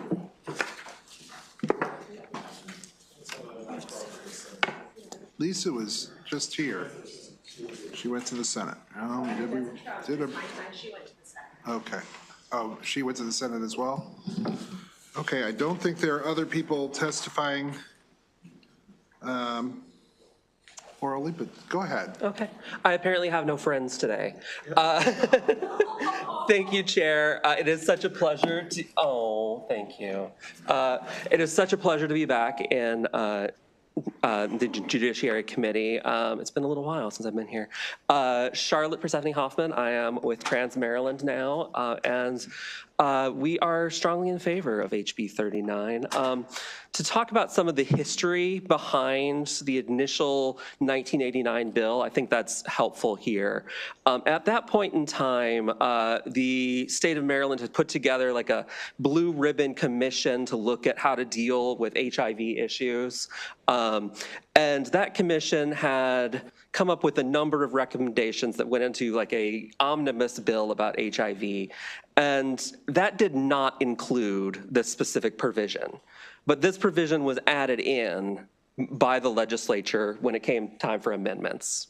And the reason for that wasn't because it was good public health policy. It wasn't because it was supported by science. It was because people in the General Assembly in 1989, 36 years ago, misunderstood this illness fundamentally.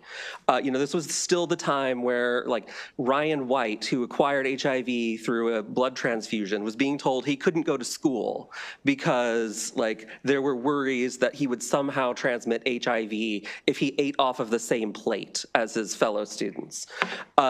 Now, in addition to that, the situation has changed so dramatically since 1989. We now have treatments. We have preventive measures. There's post-exposure prophylaxis.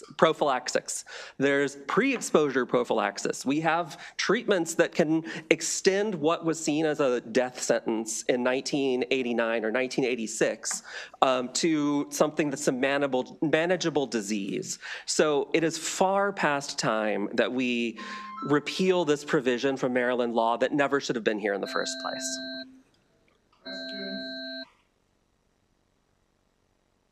All right, seeing none, I believe that concludes those people who are going to testify for House Bill 39.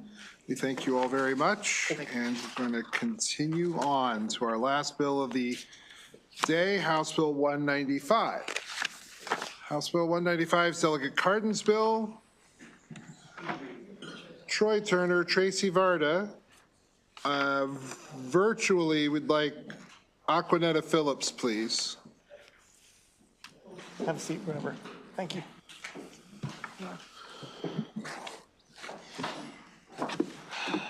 Mr. Chair, members of the committee, John Carden here on House Bill 195, asking for your favorable report and thanking the witnesses who stayed here all day to testify on this bill. This is something that you have seen before. We have brought this in the past. What this bill does is it essentially allows the people who are incompetent to stand trial to remain in a facility for 10 years, which was the original legislation, with the original law up until the time that we eliminated the death penalty. So in 2012, when the death penalty was repealed, the term capital case was stricken from all the statutes. Therefore, with no discussion or consideration of the consequences, the time period for dismissal of charges in Criminal Procedure 3-107 for dangerous incompetent defendants charged with murder was inadvertently reduced from 10 years to 5 years, reversing the hard work of numerous public interest work groups. This is a quirk in the law which is having serious consequences for the safety of individuals. I will, how am I doing on time? I'm going to give you one example. The victims of crimes committed by incompetent individuals are oftentimes children or other individuals with developmental disabilities. Because of the vulnerability of these victims, they are easily targets and less able to defend themselves against such violent acts. A case in point, in Baltimore City, an incompetent defendant who was charged with murder after he admitted to killing his girlfriend was released into the community with no services.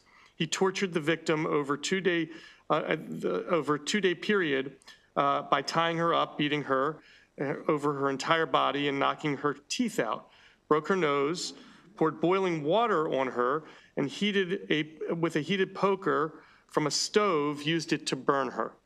This is just an example of somebody who was determined to be not incompetent to stand trial. And there's a question, the Jackson case, which I can go into maybe with questions, is one that kind of defines the issue. Passing this law will not violate the rights of incompetent defendants. I urge you to pass it, and I hope that our witnesses will explain it more eloquently than I did. And we looked, I will tell you in the 20 seconds I've left, we worked as closely as we can with all the different groups, including Disability Rights Maryland, which had some issues, we have gotten the Public Defender's Office to be okay with amendments. I have the amendments. I'm going to offer them to the committee to make sure they come on board. And I think that we're going to get Disability Rights Maryland also to be willing to work with us on this. Thank you.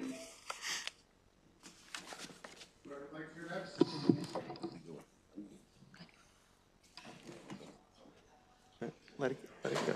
There you go. Hi, I'm Troy Turner. This is my 5th or 6th time here. Thank you guys for hearing me again. Last time I was here was the year before last, and I started out by begging to not have to continue to do it because it doesn't get easier with time. It actually gets harder to retell my story year after year. I'm the father of Sarah and Jacob Hoggle. For those of you who don't know who they were 2 and 3 years old when their biological mother murdered them. At that time also, I have a 5-year-old who was her 3rd intended victim, and praise God, she did not get him. She was captured by the police. We went to try to prosecute, and she was deemed incompetent. She was incompetent for the term that was allotted by the state of Maryland, which if you kill a 2 and 3-year-old child, or my babies, however you look at it, or if you steal a $1,500 TV, apparently it's the same bar right now, 5 years and then you're out. A lot of people, I've heard a lot of opposition at times, over the years. One of the things I've heard is, well, she goes into a civil commitment. Yes, that did happen, just like she was civilly committed in 2013 before murdering my children. And currently she is on a civil commitment, and it is actually voluntary.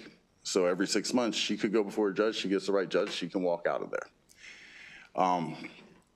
There is no real protections for my son, who, if you take me out of it and my family, just look at any situation of a 3, 4, 5-year-old potential victim, you give them 5 years, this person is out and they're still a minor, they're still unable to defend themselves. Meanwhile, you have the person who, if they are incompetent, if they are actually and truly incompetent, then as has been stated that they don't treat people really while there are charges pressed. So if you're not doing true treatment, then if you're just relying on medication and group therapy, it's going to take longer to bring people to competency. So we're asking for the 10 years to come back into play just because that's what it was. As he stated, it was pulled out by mistake. It was not intended for anything, for punishment or anything like that. It's just intended for us to have more time to bring people to competency, and as well for victims to be protected. I guess the final thing that I'll say is just, I want everyone to understand that this isn't about any form of punishment or any any stigmatizing of any form of mental illness or disability. In fact, we actually advocate for people with mental illness as well. And that's a whole different conversation, if we want to talk about the system in terms of that. But the main thing here is to give the proper time for everyone involved to be able to be brought to competency in terms of the mental illness, and in terms of the families and the victims to be able to properly be able to deal with the situation. And just like I said, I just hope that we can take everybody into consideration with this. And I want to thank you guys for hearing me over and over again tell the same daggone story. Thank you guys. Good afternoon. I'm Tracy Vard. I've been handling Baltimore City State's Attorney's Office Mental Health Court for the last 14 years, here testifying in favor of this bill. House Bill 195 is a very narrow bill, and it applies to a very small population. What this bill won't do, it won't violate the constitutional rights of the defendants, as explained in my written testimony. And Mr. Chair, this bill will have no impact on the current hospital bed shortage. And that's because it will not result in more hospitalizations, because the incompetent defendants in the hospital are those that are deemed dangerous by the hospital doctors. And if their charges are dismissed, they're still dangerous, and they'll be civilly committed, and they'll remain in the hospital until they're no longer dangerous. So dismissing the charges will not open up any hospital beds. What House Bill 195 will do, it will protect public safety, especially for our most vulnerable population, that's children and individuals that have disabilities. It will allow us more time to make these very dangerous defendants competent, and it will allow these defendants to receive services which benefit them and also mitigate their risk to public safety. Two cases that illustrate this, one that Delegate Cardin described, that was a case that I had. This defendant murdered his intellectually disabled girlfriend. He was incompetent for 5 years, but I believe with additional time, it's highly likely he would have been made competent. But because he timed out and because he had an intellectual disability and not a mental illness, he could not be civilly committed under the law. His charges were dismissed, and he is now on the street with no services and no supervision. I have another case where an intellectually disabled defendant raped his little 6-year-old neighbor for months until her mother walked in on them. He's currently charged with rape. He's incompetent. He is in the community receiving supervision and services. He goes to the gym daily. He goes shopping. He goes to the park. He plays pickleball. He's getting all these services that he never had prior to this. Allowing this bill will allow us to supervise him longer and give him these services longer, and also, again, mitigating his risk. There are important parts that need to be understood. Every 6 months, competency will be reassessed, and if a defendant is not competent to stand trial, the charges will be dismissed at that time. This only applies to very dangerous defendants charged with murder, first-degree rape, and those defendants who the doctors believe with more time can become competent. And finally, the judges can still dismiss these charges at any time. The court is not required to keep the charges open for a longer time period, but given the option to do so when dismissing the charges will result in a substantial risk to public safety. So for all these reasons, we ask for a favorable report. Thank you very much. Ms. Phillips, please, if you'd like to testify for 2 minutes. You'll need to take yourself off mute to do that. All right. Yes, I'm here. Good afternoon. I'm here in support of the House Bill 195, which allows defendants charged with murder and are incompetent to stand trial to have their charges open for 10 years instead of the 5 years. I'm a grieving mother whose daughter, Tyra Womack, was murdered in cold blood by her neighbor. These past 4 years have been very hard for my entire family, especially my grandson, her only child, excuse me. The defendant in her case was initially found to be competent, and soon after he was found to be incompetent. Not knowing how long this will go on and whether he will be held accountable for killing my daughter leaves us in a limbo. It gives the criminal more rights than the victim's family. It is imperative that this bill be passed in order to extend the length of time to 10 years opposed to 5 years. If the bill is passed, he will continue to be held, evaluated, and hopefully found to be competent and held responsible for his crime. The defendant is very dangerous and should not be allowed to be released. I urge you to pass this bill and bring justice to families such as mine. Thank you. Questions? Are there questions for the panel?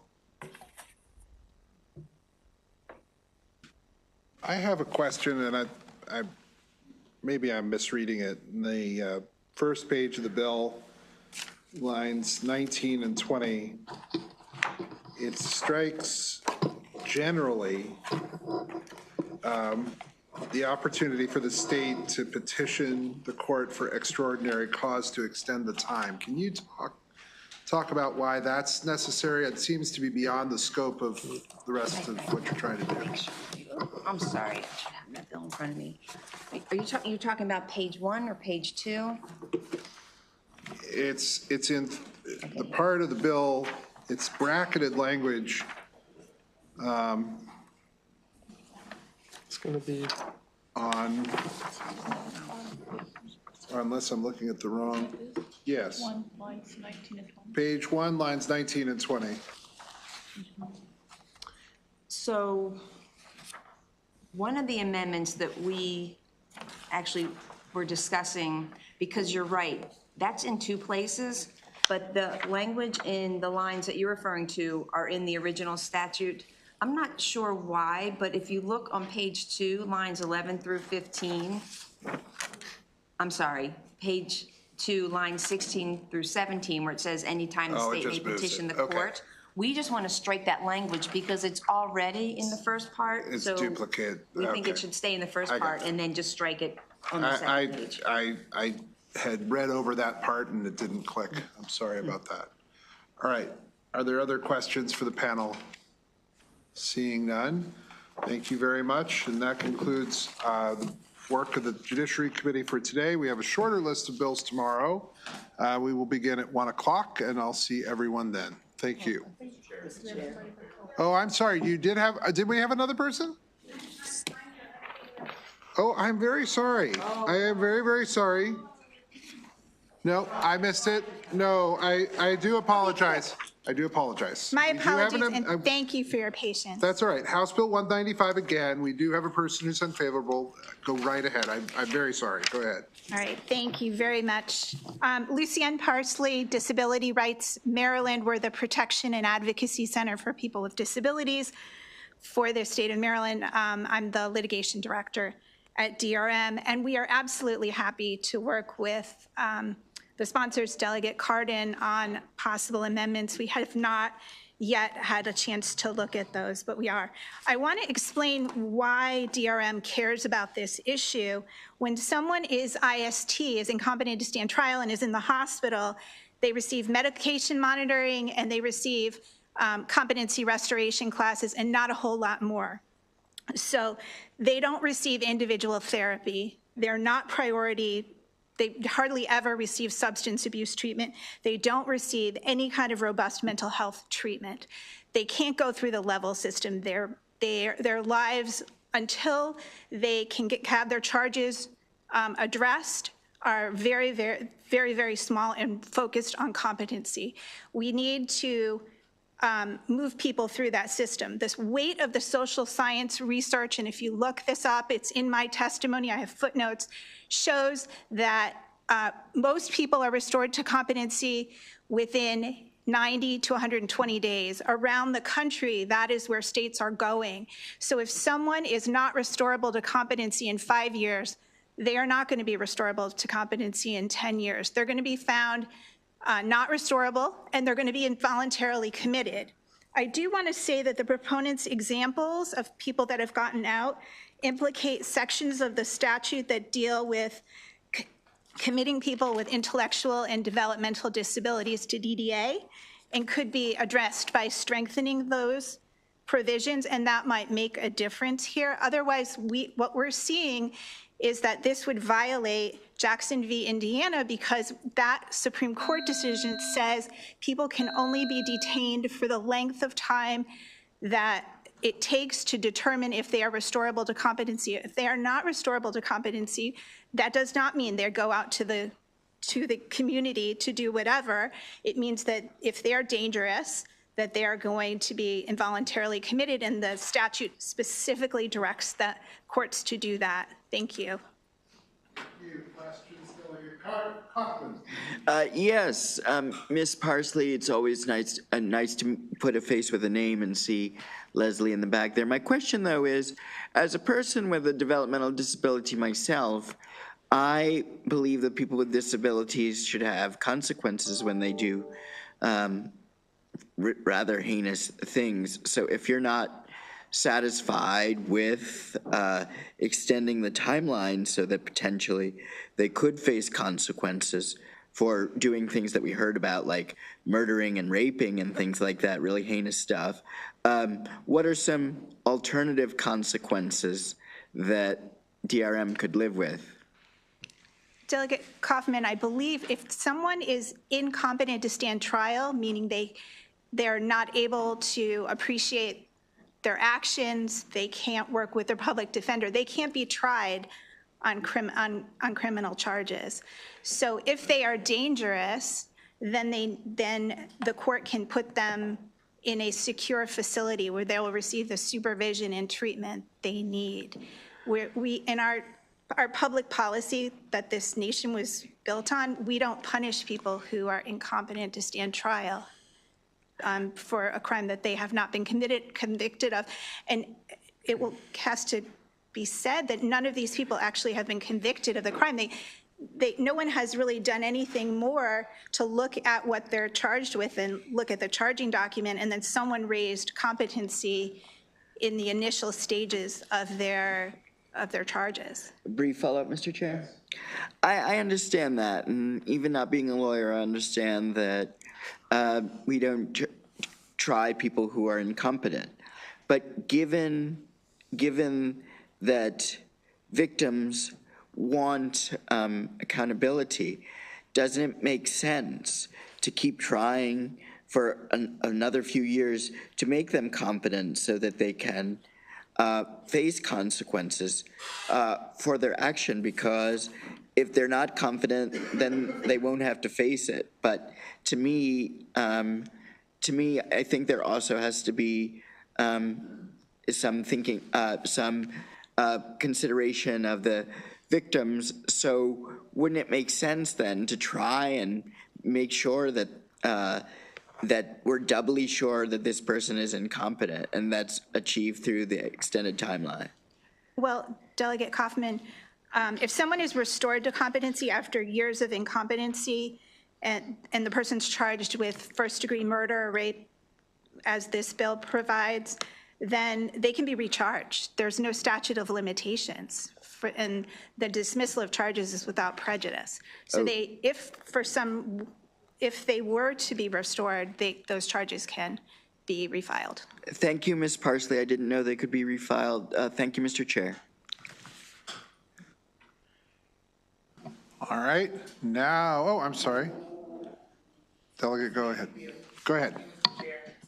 Question or maybe even a conversation, so I'm just trying to wrap my head around this. So it's my understanding that currently the law does not really offer intensive mental health services or any sort of treatment for those individuals that commit crimes that are considered incompetent, right? They're in the state hospitals or what's known as the SET. Okay. For people with intellectual disabilities. So maybe some medication just for stability, or but nothing really intense to. Right. That's what happens in our state hospitals in the SET. Right. Okay, because the other set of individuals who spoke in favor of the bill said that they referenced more of intellectual disabilities than they did, acute trauma, psychosis. The disorders that we know, traumatic brain injury even, that are, they're very difficult to manage and for someone to have long-term stability. Is there any consideration to have these people have some sort of intense treatment, in conjunction with being evaluated, to maybe even consider them to be competent later on, if that's a possibility for some people? Well, yes. Once their charges are resolved, they typically are receiving much more robust services to try to rehabilitate them and make sure they're not dangerous.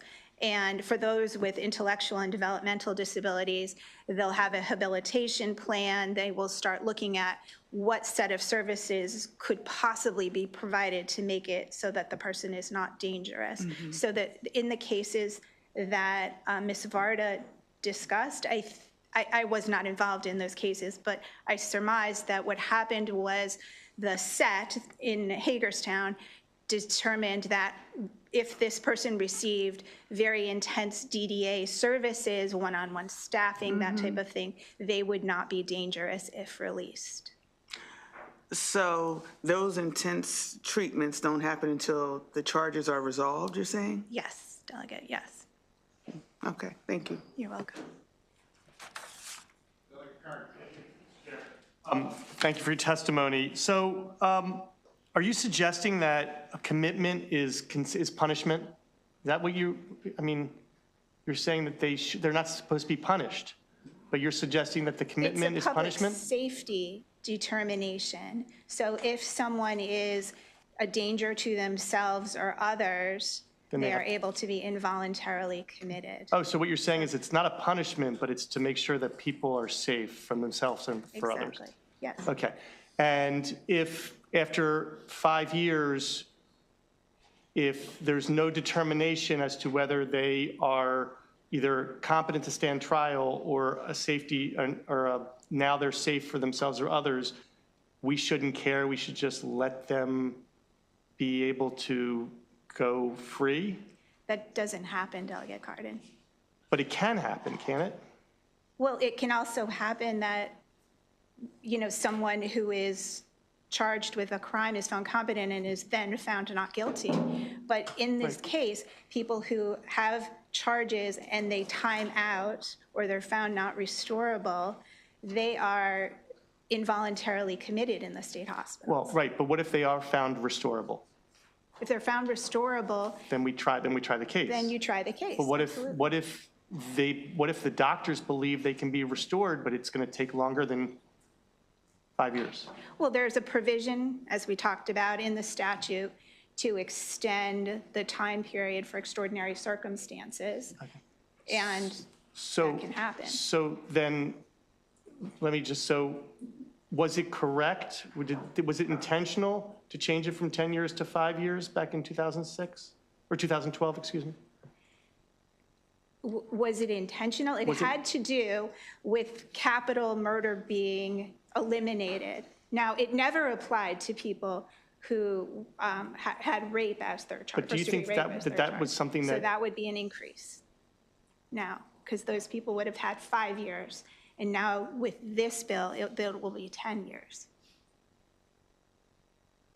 I mean, according to everything that we just read and we have learned, it was originally 10 years. Not for rape. You're saying that it was never 10. For capital cases. For capital cases. Right, first-degree murder. Your bill would apply to rape as well. So you're extending For rape, it would extend to 10 years. Right, but it would also extend, but capital is now down to 5. Right. So But when would you you be okay then if we took out rape and just did it for capital? I have to talk to my people, but I'm absolutely happy to talk with you.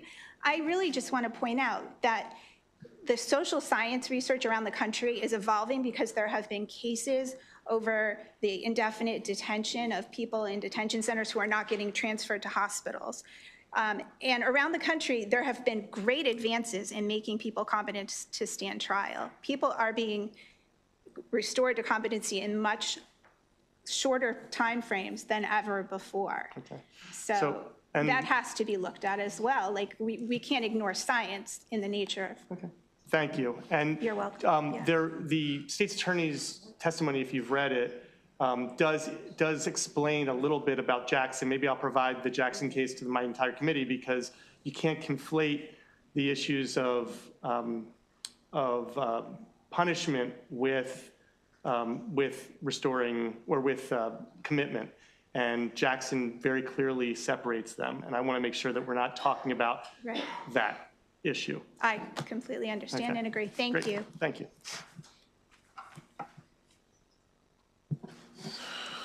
Are there further questions for this panel? All right, seeing none, we thank you very much. Now we're done.